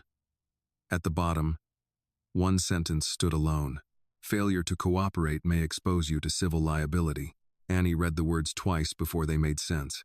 Civil liability. She did not know exactly what it meant, but she knew what it was meant to do. It was meant to make the room shrink. It was meant to make the folder of evidence feel too small. It was meant to make her think about courtrooms, lawyers, fees, and her mother's medicine until $10,000 looked less like a leash and more like a door. Linda took the letter from her. "They want you scared before you finish breakfast. It's working. Good. Then we know you're awake." "Mama." Linda reached for her hand. "Call Officer Harris. Call Miss Caldwell. Do not call that lawyer. Do not meet him alone." Annie nodded, but her fingers hesitated over the phone. "What if they really can sue me? Folks can sue over anything. Doesn't make them right. What if I lose?" Linda looked at her for a long moment. "Then we lose standing up. But we do not crawl because a rich man mailed us expensive paper." Annie called Officer Harris first. He answered on the third ring. "Miss Carter? I got a letter from Mr. Whitmore's lawyer. Take a picture of every page and send it to me. Then send it to the claims office. Do not go to any private meeting. He says I'm damaging Mr. Whitmore's reputation." Harris was quiet for half a second. Mr. Whitmore may have done some of that himself. The line was dry enough that Annie almost laughed. After she sent the photos, she called Denise Caldwell's office and left a message. Then she emailed copies to the address from the verification notice. She was still typing when her phone rang again. Unknown number. She let it go to voicemail. A minute later, another call. Then another. By the fifth call, Linda said, "Turn it off for 10 minutes. "I can't. What if the office calls? Then 10 minutes won't end the world." Annie set the phone face down but did not turn it off. She stood and went to the tiny kitchen area. Mabel's soup sat in the fridge. Annie warmed some in a small pot, stirring it carefully because doing one ordinary thing made her feel less like she was being hunted by people with letterhead. Linda came to the table with the legal letter and Annie's notebook. "Write down today's date. Write that the letter arrived by courier. Write the time. Keep the envelope." Annie looked at her. "You should have been a lawyer." Linda gave a tired smile. "I was a black woman working hospital laundry. I learned evidence before I learned rest." Someone knocked again. This time Annie did not move. Linda did not either. The knock came softer. "Annie?" "It's Mabel." Annie opened the door. Mabel stepped in wearing her diner coat, carrying a newspaper folded under one arm and a paper bag in the other. Her face said she had already read enough. "I saw that mess online," Mabel said. "First thing, eat. Second thing, don't read comments on an empty stomach. Third thing, Earl's outside." "Why?" "He says some folks from a local station are parked near the corner. He's making sure nobody comes up here bothering Linda." Annie's eyes filled before she could stop them. Mabel set the bag down. "Don't start crying before coffee, honey. It upsets the order of things." Linda gave a small cough that almost became a laugh. Mabel looked at the legal letter on the table. "That from the rich man's mouthpiece?" Annie nodded. Mabel read the first page, snorted, and dropped it back down. "Paper bully. He wants me to take down the video. Of course he does. A truth with your face on it is harder to bury." Annie sat down. "I'm tired." "I know. I'm scared. I know that too. I just wanted medicine for my mother. I didn't ask for all this." Mabel pulled out a chair and sat across from her. For once, her voice lost its diner sharpness. "No, baby. You asked for a ticket you bought. He turned it into all this because he thought nobody would defend you, including you." Annie looked at the phone. Notifications kept lighting the screen. Mabel leaned closer. "Listen to me. Today they're going to make you feel like your poverty is the crime. Don't let them. The crime is a man taking what wasn't his and thinking $50 could baptize it clean." The phone rang again. This time the screen showed Denise Caldwell's office. Annie answered at once. "Miss Carter," Denise said. "We received the letter. Our legal department is aware. I also wanted you to know final review has been accelerated because of the intimidation concerns." Annie gripped the edge of the table. "What does that mean?" "It means we may have a formal determination sooner than expected, possibly tomorrow." "Tomorrow." Annie closed her eyes. Denise continued. "Until then, keep everything. Speak carefully. Tell the truth. And Miss Carter?" "Yes, ma'am?" "Do not let them make you feel like you are the one who has to hide." When the call ended, Annie sat very still. Linda reached across the table and touched the legal letter with one finger. "Justice is not always fair," she said. "Sometimes it asks the tired person to stand up one more time." Annie looked at her mother, then at Mabel, then at the notebook, the folder, the coffee going cold. The letter meant to scare her into silence. "One more time," Annie said quietly, and this time, the words sounded less like fear and more like a promise. The next morning did not arrive gently. It came through the apartment window in a pale strip of light across the kitchen table, landing on the folder, the legal letter, the notebook, and Annie's phone, which had buzzed so many times overnight that she had finally wrapped it in a dish towel to dull the sound. She woke to Linda moving around the kitchen. "Mama?" Annie sat up from the couch, stiff from sleeping half-curled under her coat. "What are you doing?" Linda stood at the counter in her robe, one hand braced near the sink, the other lowering 2 slices of bread into the toaster. "Making breakfast. You should be resting."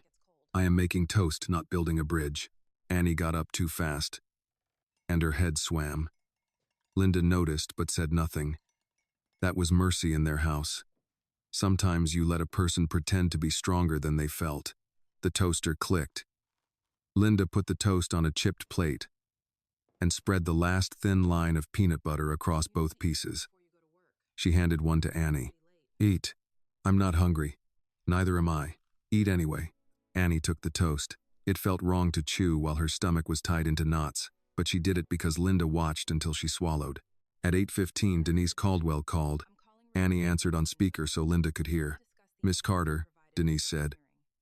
"We have scheduled a final determination meeting for noon today. Because of the evidence submitted and the outside pressure being applied, our legal review wants all parties present. Mr. Whitmore and his counsel have been notified." Annie gripped the edge of the counter. "Today?" "Yes. Bring your identification, the police report number, and all original materials. The physical ticket remains secured in our office." Linda closed her eyes for a second, as if thanking God quietly without making a display of it. Denise continued. "You may bring witnesses, but the room will be limited. Mr. Patel and Mr. Dawson are already listed. Officer Harris may attend if available. I strongly recommend you do not speak to anyone outside the building before the meeting." "Yes, ma'am," Annie said. "And Miss Carter?" "Yes. Expect them to push hard. That does not mean they are winning." After the call ended, Annie sat down slowly. Linda looked at her. "Noon. That's 4 hours. Then we use 4 hours." They made copies at the laundromat office downstairs because the owner, Mrs. Alvarez, kept an old printer beside the detergent shelves for customers who needed forms. She was in her late 60s, with silver hair pinned back and glasses on a chain. She had already heard enough from Mabel to know not to ask too many questions. "You need 3 copies or 10? Mrs. Alvarez asked. Annie hesitated. "Maybe 10. "Smart girl." The printer groaned through each page. Receipt, screenshots, confirmation email, Gregory Sloane's letter, text messages, the handwritten timeline, still photos from the store camera. Mrs. Alvarez stacked them neatly, tapped the edges against the counter, and slipped them into a yellow envelope. "No charge," she said. Annie reached for her pocket. "I can't let you." "You can, and you will." Mrs. Alvarez gave her a look over the top of her glasses. "When I came to Cleveland, a woman at the bus station bought me coffee because I looked lost. I remember it 40 years later. Let old people pay back old kindness." Linda, standing beside the dryers, nodded. "Take the envelope, Annie." Annie took it. "Thank you, ma'am." Mrs. Alvarez touched her arm. "Hold your head level. Not high, not low. Level. That bothers people who expect you to bend." By 10:30, Earl's pickup was waiting outside. Mabel had come too, carrying a thermos of coffee and wearing a navy coat over her diner uniform. Mr. Patel arrived from the store with his own folder hugged to his chest. "I closed for the day," he said before anyone asked. Earl looked at him. "That must have hurt." "It did," Mr. Patel said. "But not as much as lying again would." No one praised him. Annie was grateful, but gratitude did not erase the night before. Mr. Patel seemed to understand that. The ride downtown felt longer than it should have. Earl drove carefully, both hands on the wheel, while Mabel sat beside him and muttered about traffic. Annie and Linda sat in the back with Mr. Patel. Linda's breathing had a rough edge, but her posture stayed straight. At a red light, Annie's phone rang. Gregory Sloan. Everyone saw the name. "Don't answer," Mabel said. Annie let it ring out. A voicemail appeared. Then a text. "Miss Carter, today's meeting can still be avoided. My client remains willing to provide a generous private settlement. Public proceedings may not end as you hope." Annie showed it to Linda. Linda read it and handed the phone back. "Forward it to Denise." Annie did. Earl glanced in the rearview mirror. "He sounds nervous." "He sounds rich," Mabel said. "Rich and nervous wear the same shoes." At the State Building, 2 reporters stood near the entrance. One held a microphone. Another had a camera resting against his shoulder. Annie stopped walking. Mabel stepped close. "You don't owe them your face." Linda took Annie's hand. In through the side. Earl led them around to a smaller entrance used by employees and deliveries. Officer Harris was waiting there. "Miss Carter," he said. "Miss Caldwell asked me to bring you up this way." Annie let out a breath she had not known she was holding. "Thank you." Harris looked at Linda. "Ma'am, there's a chair near the elevator if you need a minute." Linda gave him a measured look. "I need a fair room more than a chair." "Yes, ma'am," he said, and this time there was no defensiveness in it. Upstairs, the hallway outside Suite 412 was busier than before. 2 staff members moved in and out with folders. A security guard stood near the door. Annie could hear voices inside, one of them Richard's, controlled but sharp. Denise came out to meet them.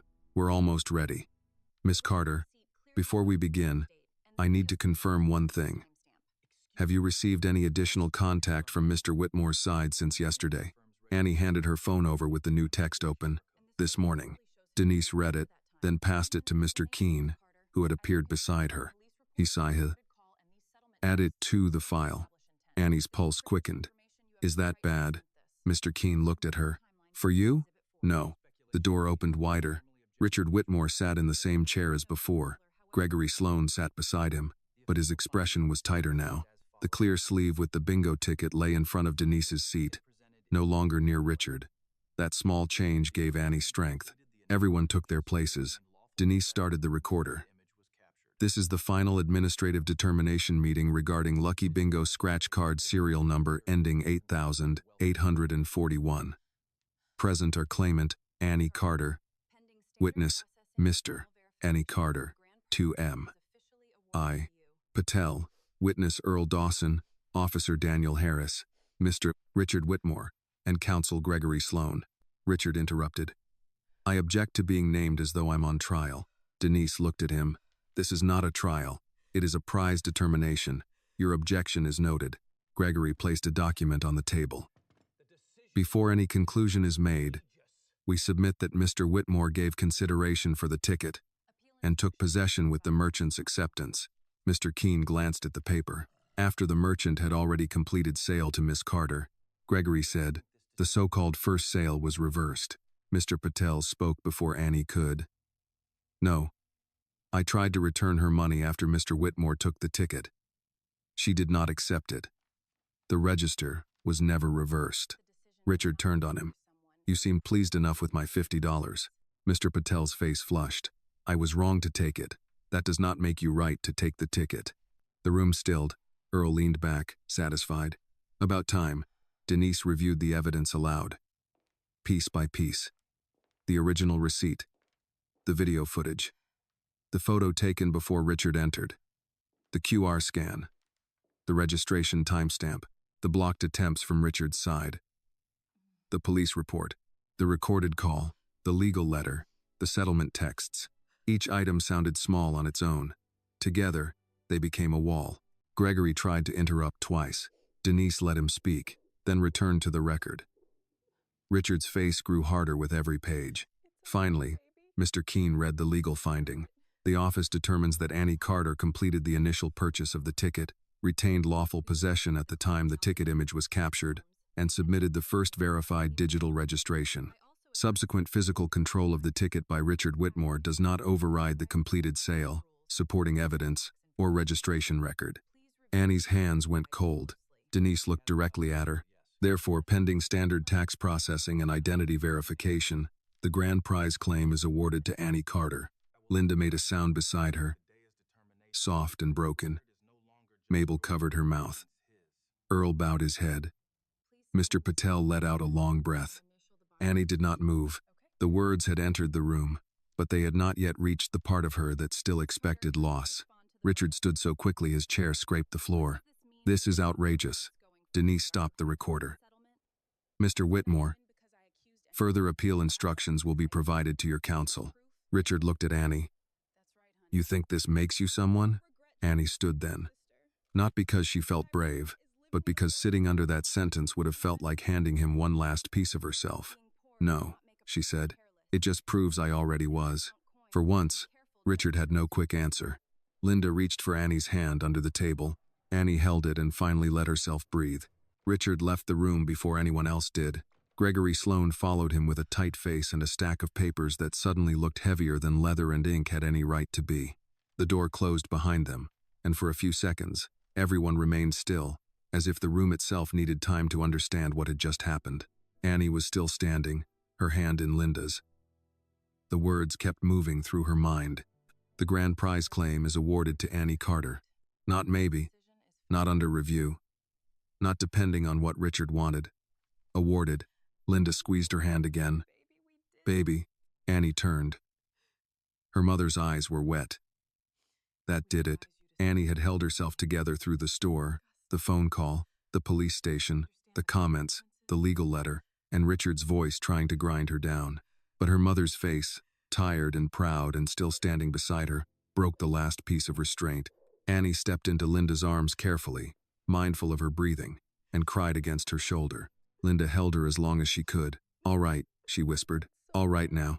Let it out, but don't fall apart on me. We still got forms. A shaky laugh came out of Annie through the tears. Mabel wiped her own eyes with the back of her hand and looked away like she was irritated at the room for making her emotional. Earl stood near the wall with his cap pressed to his chest. Mr. Patel sat with both hands over his face. Denise Caldwell gave Annie a moment before speaking. Miss Carter, I know this is a lot. We need to go over the next steps. Annie pulled back and nodded. Yes, ma'am. You'll sign the claim acknowledgement today. Payment processing will begin after tax, withholding forms and identity verification. Because the amount is large, you'll need to choose between payment options. We strongly recommend you speak with a financial advisor and an attorney who is not connected to any party in this dispute. Earl raised a finger. That part matters, Mabel said. She's not signing anything without somebody decent reading it. Denise nodded. Good.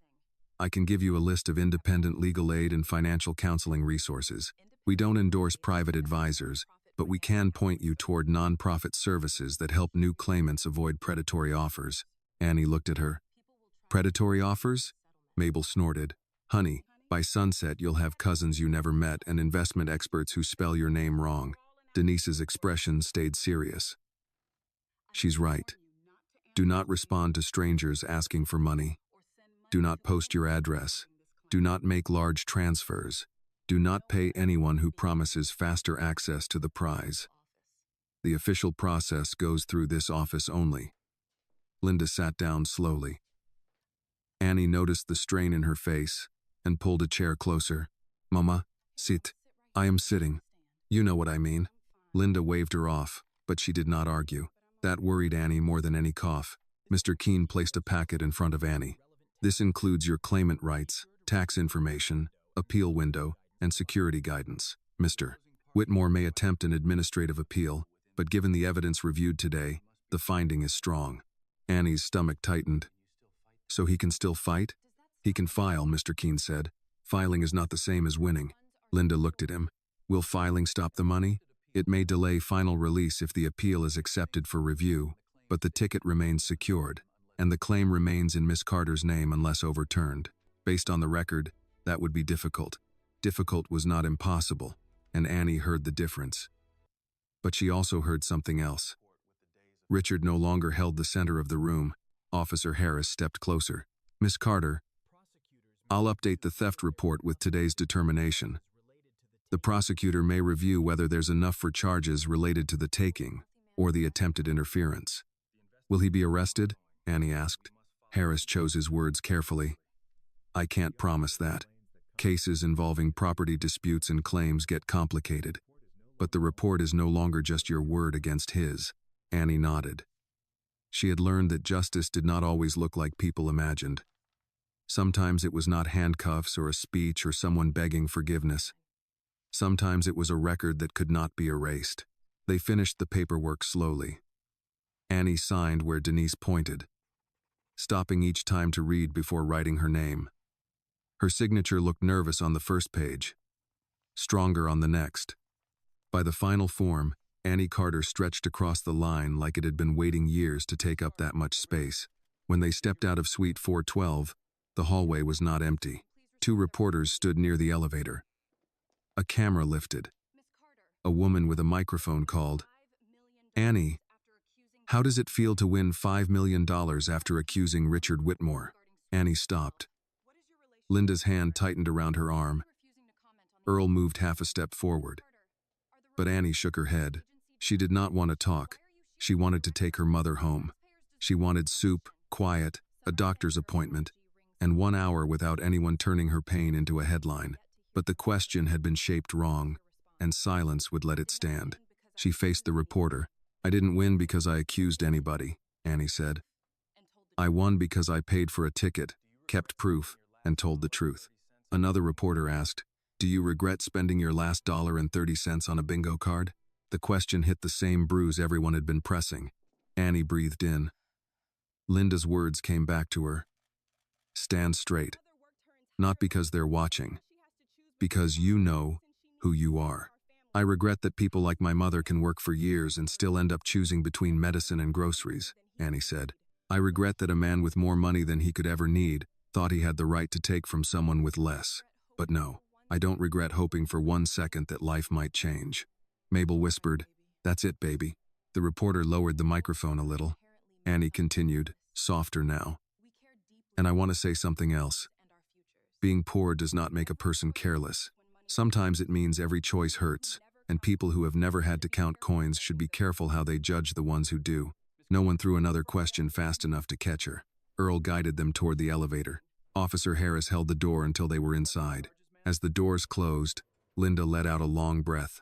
You all right? Annie asked. Linda looked at her daughter. I was about to ask you the same thing. I don't know yet. That's honest. Downstairs, they used the side exit again. Earl's truck was waiting at the curb. Mr. Patel paused before getting in. Annie, he said, I know this does not fix what I did, but if anyone asks, I will keep telling the truth. Annie looked at him for a long moment. Then keep doing that. He nodded, accepting the smallness of the answer. On the ride back, Cleveland looked different and exactly the same. People waited for buses. A man swept the sidewalk in front of a barber shop. A woman carried laundry in a plastic basket. Cars stopped and started.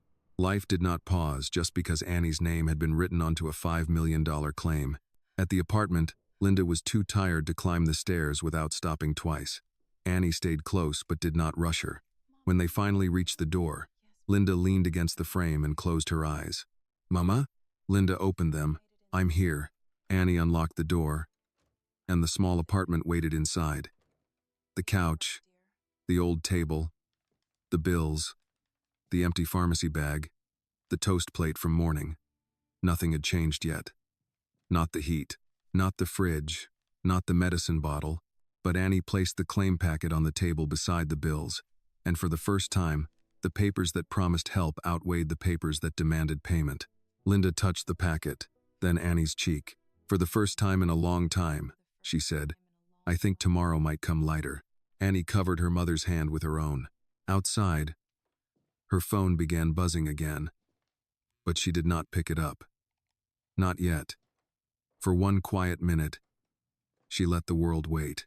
By evening, the apartment had filled with the kind of silence that comes after too many voices. Annie sat at the kitchen table with the claim packet open, reading the same paragraph about tax withholding for the third time without understanding it. Linda had fallen asleep on the couch, one hand resting near the empty pharmacy bag, as if her body remembered worry, even when her mind finally let go. The phone kept lighting up beside Annie's elbow.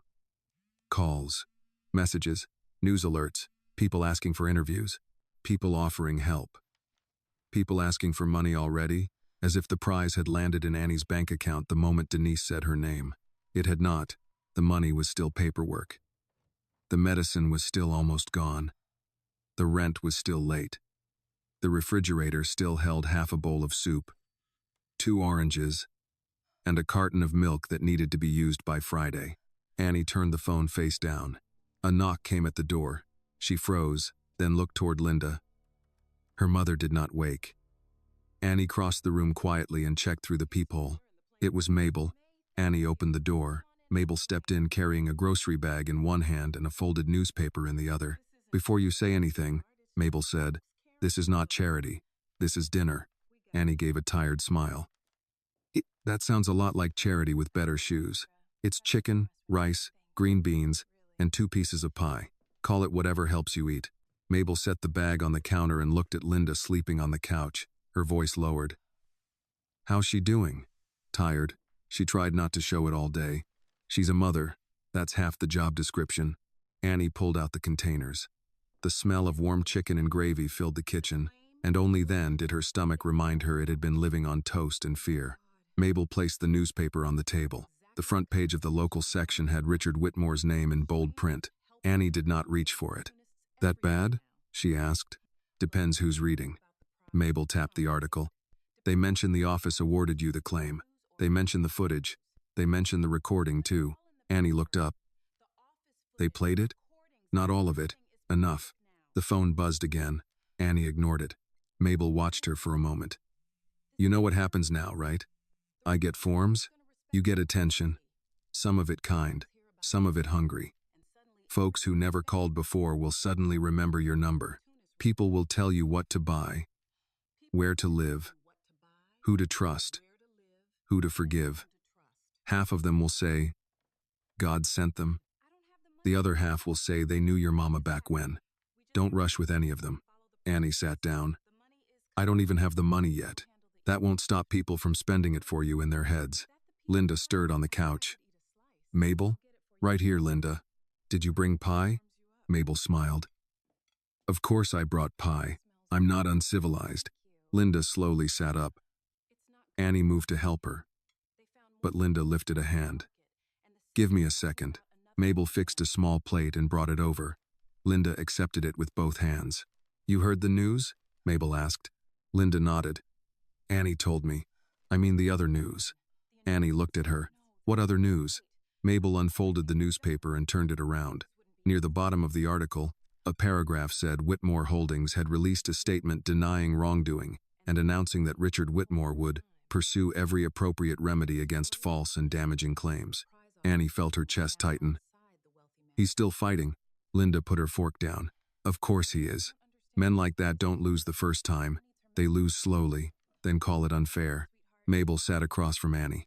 "The good part is he's not holding the room anymore. The story's out, the evidence is out, and the prize office made its finding. But he can delay it." "Yes," Mabel said. "He can try." Annie rubbed her forehead. "Mama needs medicine now. Not after his pride gets tired." Linda looked at her sharply. "Don't use me to make yourself panic." "I'm not. You are. I've been sick longer than today. We will get through tonight." Annie's voice dropped. "I hate that you have to keep getting through things." Linda's expression softened. "So do I, baby." For a while they ate in quiet. The food was simple, but it felt like something solid under Annie's feet. Afterward, Mabel washed the dishes even though Annie told her not to. Linda kept her plate on her lap, eating slowly, saving the pie for last. At 8:30, the phone rang again. This time the name on the screen made Annie sit straighter. "Denise Caldwell," Annie answered. Hello? Miss Carter, I'm sorry to call after hours, but I wanted you to hear this from me. Mr. Whitmore's counsel has filed notice that they intend to appeal our determination. Annie closed her eyes. Denise continued. That does not reverse the decision. It does not transfer the claim. It does not give him the ticket. It simply triggers a short review period. How short? Up to 10 business days, though we are requesting expedited handling because of the intimidation record. Annie looked at Linda. 10 business days sounded small to people with savings. It sounded enormous to a kitchen with an empty pharmacy bag. Denise's voice softened. I also spoke with a claimant support coordinator. There may be a non-profit partner that can help with urgent medical expenses while the prize is pending. I can send the information tonight. Annie swallowed. You can do that? I can send information. You would still need to apply. Yes, ma'am. Please. And Miss Carter, do not treat this appeal as a new trial in your mind. The record is strong. After the call ended, Annie repeated the news. Linda listened without interrupting. 10 days, Annie said. Then we count them, Linda answered. Mabel dried her hands on a dish towel. And we call that non-profit first thing. Annie nodded. But the fear sat heavy again. Richard might not win, but he could still make them wait. He could still make every day cost something. Later, after Mabel left and Linda fell asleep again, Annie sat alone at the table. She opened her notebook and turned to a clean page. At the top, she wrote, "What happens next?" Under it, she made a list. Call nonprofit. Call pharmacy. Keep every message. No interviews alone. Find legal help. Ask Denise about appeal timeline. Eat. Make mama eat. Sleep if possible. She stopped at the last line and let out a small breath. Sleep if possible sounded almost funny. Her phone lit up once more. A message from Earl. Saw the paper. Don't let that man rent space in your head for free. I'll drive you wherever tomorrow. Annie typed back. Thank you. Then she opened the photo of the bingo ticket again. The picture was still clear. The QR code. The serial number. Her thumb at the edge. The small proof that had survived a rich man's hand. Linda's voice came softly from the couch. You still up? Yes, ma'am. Come sit with me. Annie moved to the couch and sat on the floor beside it, like she used to when she was younger and Linda braided her hair before school. Linda placed a hand on her shoulder. Today was a win, even if it doesn't feel finished. I know. No, you don't. Not yet. You're still waiting for the world to snatch it back. Annie looked down. Linda's fingers pressed gently. That is what hard years teach you. But sometimes, baby, the door really does open. You still have to walk through careful, but you don't have to apologize for stepping. Annie rested her head against the edge of the couch. I'm so tired, Mama. I know. What if I can't keep doing this? Linda's hand moved slowly over her hair. Then tonight you don't. Tonight you breathe. Tomorrow, we make calls. For once, Annie obeyed. She closed her eyes, listening to her mother's uneven breathing and the machines below the apartment turning someone else's clothes warm and clean. The money had not come yet. Richard had not stopped yet. The bills had not vanished. But Annie's name was on the claim, and for that night, in that small apartment above the laundromat, it was enough to let her rest. Morning came with phone calls. Annie woke on the floor beside the couch, her neck stiff, and one arm numb from where she had used it as a pillow. Linda was still asleep above her, mouth slightly open, breath rough but steady. For a few seconds, Annie did not move. She let herself listen to that sound. It was not easy breathing. It was not healthy breathing. But it was breathing. And for now, that mattered more than every message waiting on her phone. Then the reminder returned. Call nonprofit. Call pharmacy. Keep every message. She rose quietly, washed her face at the kitchen sink, and made coffee weak enough to stretch the grounds one more day. By 8, she was sitting at the table with the notebook open, Denise Caldwell's email on the screen, and the number for the claimant support nonprofit written twice in case her hand shook too much to read it the first time. Linda opened her eyes as Annie dialed. Put it on speaker, Linda said. You just woke up, and I'm already nosy. Annie gave a tired smile and tapped speaker. A woman answered on the 4th ring. Community Bridge Assistance. This is Renee. Annie sat straighter. Hi, ma'am. My name is Annie Carter. Denise Caldwell from the prize office said I should call about urgent medical help while a claim is pending. There was a pause, then the sound of typing. Annie Carter. Yes, I have a note here. I understand there's a verified prize claim, under appeal review. Yes, ma'am. And you have an immediate prescription need for a household member? My mother. She has a lung condition. Her medicine is almost out. Linda mouthed. Tell her all of it. Annie swallowed. She needs an inhaler refill, 2 prescriptions, and a specialist appointment. We've been stretching what she has. Renee's tone changed. Not pity. Focus. Do not stretch breathing medication. I'm going to ask some questions, then we'll see what can be done today. Today, not next week. Annie closed her eyes for half a second. Today, Renee asked about Linda's name, date of birth, pharmacy, doctor, insurance status, income, address, and whether they had transportation. Annie answered each one. When she did not know a number, Linda supplied it from the couch without opening her eyes. Finally, Renee said, We can issue an emergency pharmacy voucher by noon if the pharmacy confirms the prescriptions. We may also arrange a clinic appointment within 48 hours. It won't solve everything, but it should keep your mother covered while the claim clears. Annie pressed one hand against her mouth. Linda said, Thank you, Renee. You're welcome, Miss Carter, Renee said. And Annie? Yes, ma'am. You did the right thing calling. People wait too long because they're ashamed to ask. Medicine is not a luxury. After the call ended, Annie wrote the steps down. Pharmacy call, voucher by noon, clinic appointment, bring ID. Linda leaned back. See? One call at a time. Annie nodded, but the relief made her shaky. Sometimes help was harder to hold than pain because pain was familiar. Help felt like a chair you were afraid might be pulled away. At 9:30, Earl arrived with Mabel. He carried a paper bag of biscuits from the diner, and Mabel carried her usual no-nonsense face. Eat first, Mabel said. We have to go to the pharmacy, and you'll do that better with food in your stomach. Earl set his cap on the table. Also, you've got people outside. Annie went still. Reporters? 1 camera near the corner. 2 folks pretending they're just checking their phones. Could be press. Could be Whitmore's people. Could be plain nosy. Linda muttered. Nosy has always been the cheapest profession. Mabel looked toward the window. We'll take the back way through the laundromat. Before they left, Annie checked her email. A new message from Denise Caldwell waited at the top. Appeal review accepted for expedited consideration. Expected determination within 72 hours. Claim remains assigned to Annie Carter pending review. 72 hours, not 10 days. Annie read it aloud. Mabel folded her arms. Good, that means his scarecrow lawyer didn't get all the time he wanted. Earl nodded. Still, we stay careful. They left through the laundromat below. Mrs. Alvarez stood behind the counter, pretending to sort quarters while watching the front windows. Back door is open, she said. And Annie? Yes, ma'am. Mrs. Alvarez slid a small envelope across the counter. Inside were bus passes. Annie shook her head. I can't keep taking things. Mrs. Alvarez's expression did not move. You are not taking. You are being carried for a few steps. There is a difference. Linda touched Annie's wrist. Say thank you. Annie did.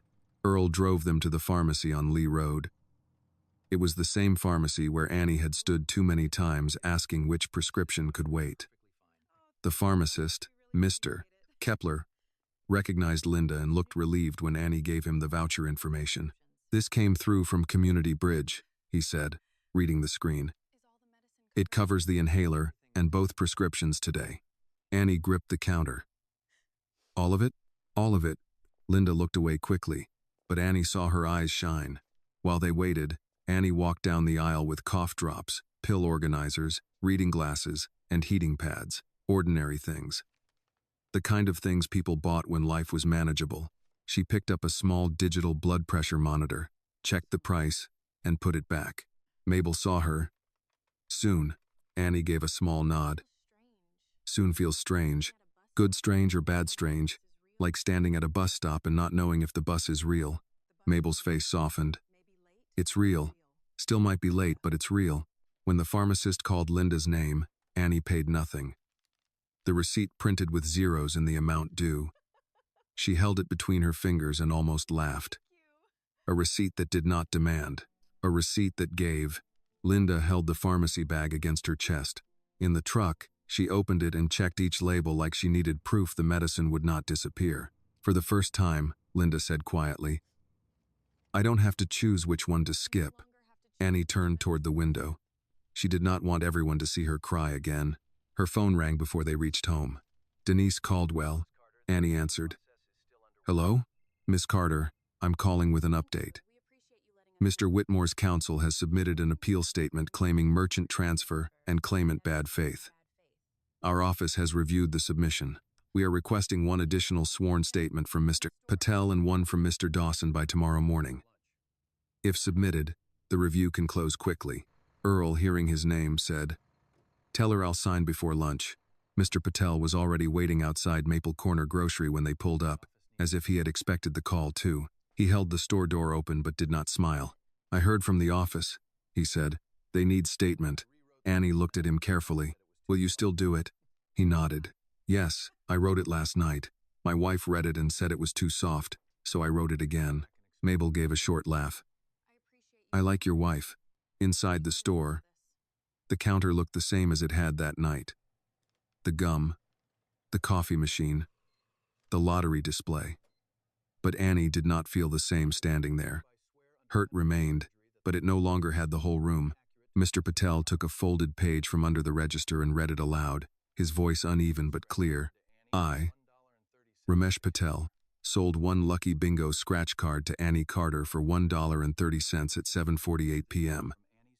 Richard Whitmore entered after the sale was complete. He removed the ticket from Miss Carter's hand without her consent. I accepted $50 from him afterward. That was wrong. The ticket had already been sold to Miss Carter. No one spoke. Annie's throat tightened. "Thank you." Mr. Patel lowered the paper. "I cannot undo what I did." "No," Annie said, "but this helps." Earl signed his own statement at the same counter, leaning over slowly because his back bothered him. "I saw the same," he said as he wrote. "And I'll say it in any room they put me in." Annie scanned both statements with her phone and emailed them to Denise before leaving the store. As they stepped outside, a black sedan idled across the street. Not Richard's car, but expensive enough to make everyone notice. A man in a suit sat behind the wheel, phone raised. Earl stepped in front of Annie without making a scene. Mabel said under her breath, "Smile, honey. Let them photograph a girl who isn't hiding." Annie did not smile. She only lifted her chin level, the way Mrs. Alvarez had told her. Her phone buzzed with a reply from Denise. "Received. Review file complete." 3 words. Annie read them twice. For the first time since Richard had walked into the store, there was nothing more for him to take, twist, delay, or demand from her that she had not already answered. The file was complete. Now the truth had to stand on its own. The reply from Denise stayed on Annie's screen all the way back to the apartment. Review file complete. She kept opening it, not because the words had changed, but because she needed to make sure they were still there. Linda sat beside her in Earl's truck with the pharmacy bag in her lap, one hand resting over the labels. Every few minutes, she touched the bag the way someone might touch a locked door after finding the key. When Earl pulled up behind the laundromat, the black sedan from across the street did not follow. Mabel watched the corner anyway before letting Annie help Linda out. "Inside first," Mabel said. "Then you can think." Linda gave a tired smile. "Mabel, you ever let anybody breathe before giving orders?" "Only if they breathe correctly." Upstairs, the apartment felt different, though nothing had moved. The bills were still on the table. The couch still sagged in the middle. The kitchen light still flickered once before settling. But the orange pill bottle was no longer the only answer in the room. Annie set the new prescriptions beside it, lined up by time and dosage the way the pharmacist had explained. Linda sat at the table and watched her. "You're organizing like a nurse already." "I'm organizing because if I don't, I'll forget something." "You don't forget important things." Annie looked at the old bottle. "I forgot to be a normal 18-year-old. Linda's face changed. "Come here." Annie stayed by the counter. "I'm fine." "No, you're busy. That's not the same." Mabel, who was putting groceries into the refrigerator, said, Listen to your mother. I'm bossy, but she outranks me. Annie crossed the small kitchen and sat. Linda took her hand. I hate what you had to carry, Linda said. But don't speak like your life is already spent. You are 18. You are not behind. You are not ruined. You are tired. Annie looked down. I don't know how to stop being tired. One safe day at a time. Before Annie could answer, her phone rang. Denise Caldwell. Everyone went quiet. Annie answered on speaker. Hello? Miss Carter, Denise said. I wanted to inform you before the written notice goes out. The expedited appeal review is complete. Annie's hand tightened around the phone. Denise continued. Mr. Whitmore's appeal has been denied. The original determination stands. You are the approved claimant for the $5 million grand prize. The room went still. Annie heard the refrigerator hum, heard a dryer thump somewhere below, heard Linda draw in a breath that broke halfway. Denise said, There will still be standard tax processing and a scheduled claim release appointment. But the ownership dispute is closed at our level. Mr. said, Whitmore may attempt separate civil action, but it will not stop administrative processing unless a court orders otherwise. At this stage, the prize office recognizes you as the winner. Annie pressed her free hand to her chest. Linda whispered, Say thank you, baby. Thank you, Annie said. But the words came out thin. Denise's voice softened. You did well keeping records. That mattered. My mother told me to. Then your mother gave good advice. Linda closed her eyes. After Denise explained the next appointment, the tax forms, the need for secure banking, and a list of approved financial counseling referrals, the call ended. No one spoke right away. Mabel put one hand over her mouth. Earl, who had come up with them and stood near the door, took off his cap. Mr. Patel was not there, but Annie thought of him standing behind his counter, finally telling the truth. Linda reached for Annie. This time Annie went to her at once. It's over, Annie whispered. Linda held her carefully. This part is, I won? You were right before they said it. But yes, baby, you won. Annie began to cry, not the sharp crying from fear, but something slower, something that seemed to come from her bones. Mabel turned toward the sink and wiped her eyes with a dish towel, muttering that onions must be hiding somewhere. Earl cleared his throat and looked at the ceiling. That evening, they did not celebrate with anything grand. They ate chicken and rice from Mabel's containers. Linda took her medicine on time. Annie called the pharmacy to confirm the next refill. Earl gave her the name of a retired bank manager from his church who had helped his sister after an insurance settlement. Mabel wrote down 3 rules on a napkin. Don't lend big money in the first year. Don't buy a house before getting advice. Don't let guilt sign checks. Annie taped the napkin to the refrigerator. 2 weeks later, the prize release appointment took place. Annie wore a plain navy dress Mabel found at a thrift store and pressed twice. Linda wore a cream sweater and used a cane she claimed she did not need. Denise met them with a folder, a tax officer, and a security staff member who explained privacy steps. Annie chose the payment structure after speaking with an independent advisor, signed the forms slowly, and opened a protected account at a credit union recommended through the claimant office. The first time she saw the deposit confirmation, she did not feel rich. She felt dizzy. Linda looked at the paper and sat down before Annie had to tell her. $5 million, Mabel said later, when they gathered at the apartment. And this place still smells like dryer sheets. Linda smiled. Good. Let it remember us. Annie's first spending was not a car, not jewelry, not anything anyone online had guessed.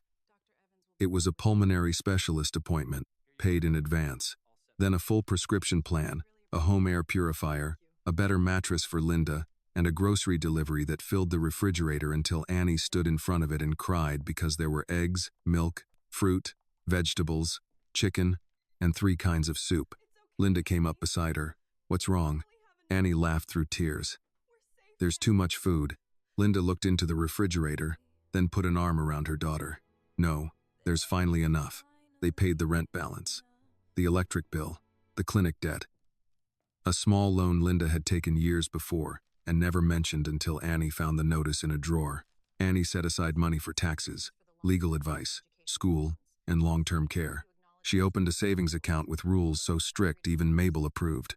Then Annie bought one thing for herself, a pair of sturdy black shoes for work and school. Not expensive, not flashy, just shoes that did not leak, pinch, or make her feet ache. After 6 hours standing at the store, the saleswoman asked if she wanted the receipt emailed or printed. Annie said, "Both, please." Linda laughed from the chair beside her. "Still keeping receipts?" Annie looked at the shoebox in her lap, then at her mother, breathing easier than she had in months. "Always," she said. A week later, a final letter arrived from Gregory Sloane's office. It did not apologize. It did not admit wrongdoing. It stated that Richard Whitmore would not pursue further action at this time. The words were stiff, careful, and empty of grace. Annie read it once and set it on the table. Linda asked, "How does it feel?" Annie thought about Richard's voice in the store. Mr. Patel pushing back her coins, the phone screen at 7%, the room where Denise read the decision, the first bag of medicine covered by the voucher, the refrigerator finally full. "It feels like he still doesn't understand," Annie said. Mabel, sitting by the window with coffee, shrugged. "He doesn't have to understand to lose."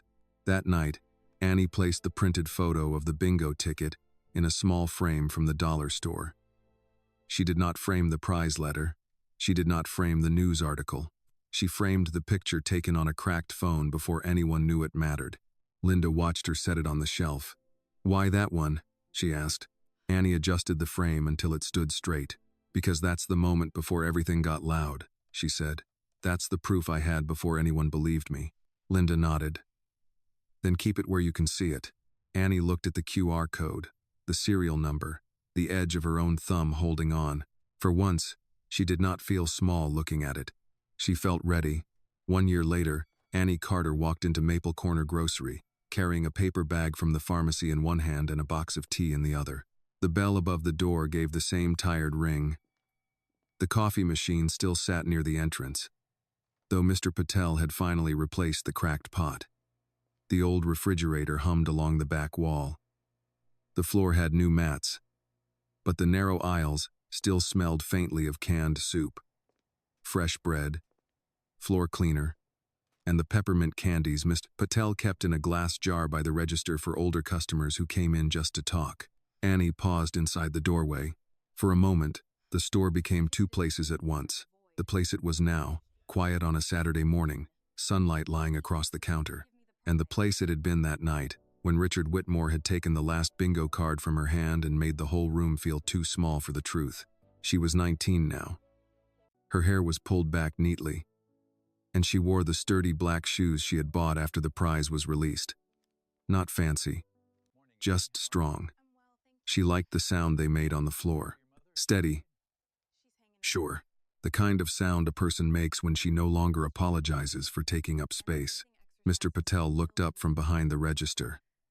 His face changed when he saw her, not into the eager smile he had given Richard's $50 bill, but into something quieter. "Annie," he said. "Good morning." "Good morning, Mr. Patel." His eyes moved to the pharmacy bag. "Your mother?" "Better." The specialist changed one of her medications. "She's stubborn about the breathing exercises, but better." From the back aisle, a familiar voice said, "Stubborn is how some women stay alive." Linda Carter came around the corner with a small basket hooked over one arm. She had gained a little weight back. Her face still carried the marks of illness, but the grayness had eased. She moved slower than she wanted to admit, yet she moved without fear of every breath. That was enough for Annie. "Mama, you were supposed to wait in the car." Linda lifted a box of crackers. "And miss watching you stand in this store like you own your spine?" "No, ma'am." Annie gave her a look. "You're impossible. I've been called worse by nurses with clipboards." Mr. Patel laughed softly, then turned serious. "I put something up." He pointed behind the counter. There, above the cigarette display, and beside the lottery machine, hung a small wooden sign with dark letters. "Every customer deserves respect." Annie read it once, then again. Mr. Patel rubbed his hands together. "My wife said it should be bigger." "She was right," Linda said. Mr. Patel nodded. "She usually is." Annie stepped closer to the counter. "It's good." "No," he said. "It is late." But it is there. She did not rush to comfort him. Some things did not need to be softened. Some apologies were better when they stayed a little uncomfortable. The door opened again, and Earl Dawson came in wearing his Brown's cap and carrying his metal travel mug. He had retired from the bus company 6 months earlier, though he still woke before dawn because his body did not believe retirement was real. "Well, look at this," he said. "The whole neighborhood meeting without inviting me." Linda smiled. "You found us anyway. I always know where the coffee is." Mr. Patel reached for a cup. "Fresh pot." Earl leaned toward Annie. "How's school?" "Hard." "That's not an answer. It's hard, and I passed my first anatomy exam." Earl pointed at her with the travel mug. "Now that's an answer." Annie had started her nursing program in the fall. She still worked part-time at Mabel's diner, not because she had to, but because Mabel said too much free time made people strange. Annie suspected Mabel just missed having her around. Twice a month, Annie also volunteered at a community clinic that helped working families apply for prescription support, utility aid, and medical appointments they had been putting off too long. She did not tell people she had won $5 million unless she had to. She introduced herself as Annie, a student, someone who knew forms could make a person feel smaller than sickness ever did. Richard Whitmore's name still appeared in the news from time to time, but not the way it used to. A few investors had backed away from Whitmore Holdings after the recording became public. A charity dinner removed him from its program. His company issued statements, then quieter statements, then no statements at all. He did not go broke.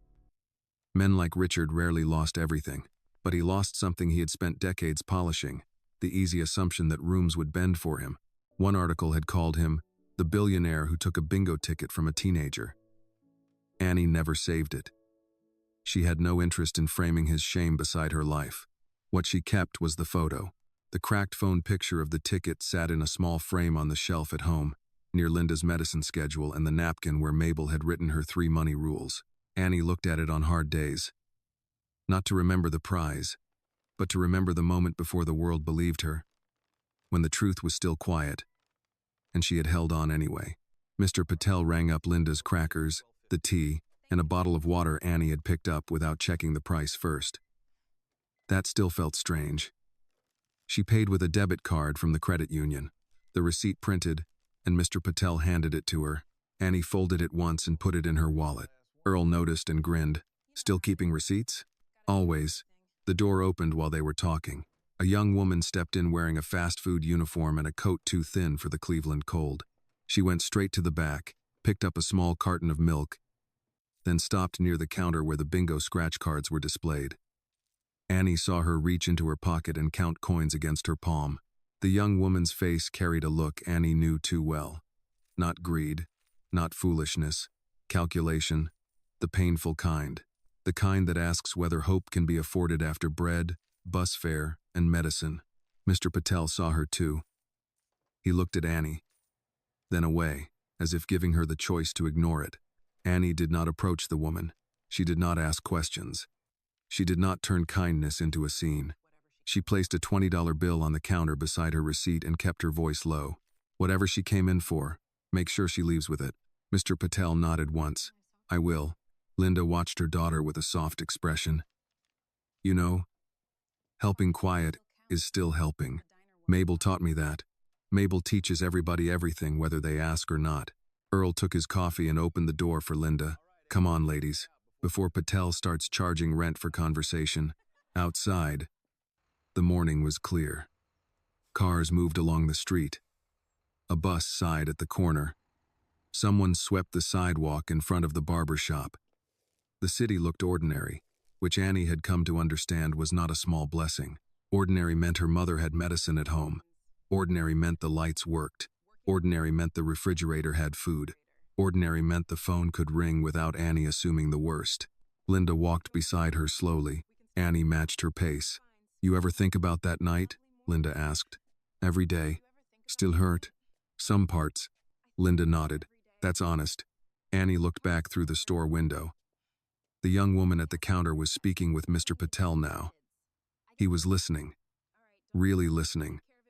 With both hands on the counter and no money hidden in his pocket. "I don't think about Richard much," Annie said. "Not the way people expect." "What do you think about?" Annie considered the question. The picture. The battery at 7%. You telling me not to leave the truth sleeping in my hand. Mr. Patel coming back. Earl standing up. Mabel bringing food. Mrs. Alvarez making copies. Denise saying my name in that room. Linda smiled. So you think about people. I think about how close I came to believing I was alone. They reached Earl's truck. Linda touched Annie's cheek the same way she had when Annie was little. You weren't. I know that now. Earl cleared his throat, pretending not to be listening. You two finished making a man emotional in public? Linda gave him a look. Nobody asked you to be soft, Earl. Didn't ask. It happened. They laughed, and the sound moved down the sidewalk like something simple and earned. Before getting into the truck, Annie looked once more at Maple Corner Grocery. The sign above the register was visible from where she stood if she looked carefully. Every customer deserves respect. A year ago, Richard Whitmore had believed that money could turn another person's hope into his property. He had believed a $50 bill could erase $1.30. He had believed a young black woman in a work uniform would cry, bend, and disappear. But truth had kept its own record. Sometimes it is a camera, sometimes it is a witness, sometimes it is a receipt folded into a wallet, sometimes it is a cracked phone in the hands of a tired girl who has almost nothing left except the courage to say, no, this is mine. Annie opened the truck door and helped Linda in. Then she climbed in beside her mother, the pharmacy bag safe between them, and rode home through Cleveland with the quiet knowledge that justice had not made the world perfect. It had simply given her back her name, and this time, she knew how to keep it. The lesson of Annie's story is that dignity should never depend on how much money a person has. Richard Whitmore believed his wealth gave him the right to take what he wanted, but Annie proved that truth can stand even when it comes from someone poor, young, and overlooked. Her cracked phone, her receipt, and her courage became stronger than his money. The story reminds us that justice may not always arrive quickly, but it begins when one person refuses to stay silent. It also teaches that kindness matters most when it protects someone's dignity, not when it puts their pain on display. Most of all, Annie's journey shows that no one is too small to fight for what is right. This video is a work of fiction created with the assistance of artificial intelligence. All characters, events, and situations are not real and do not represent any actual people or true stories. The content is intended for storytelling and emotional illustration only.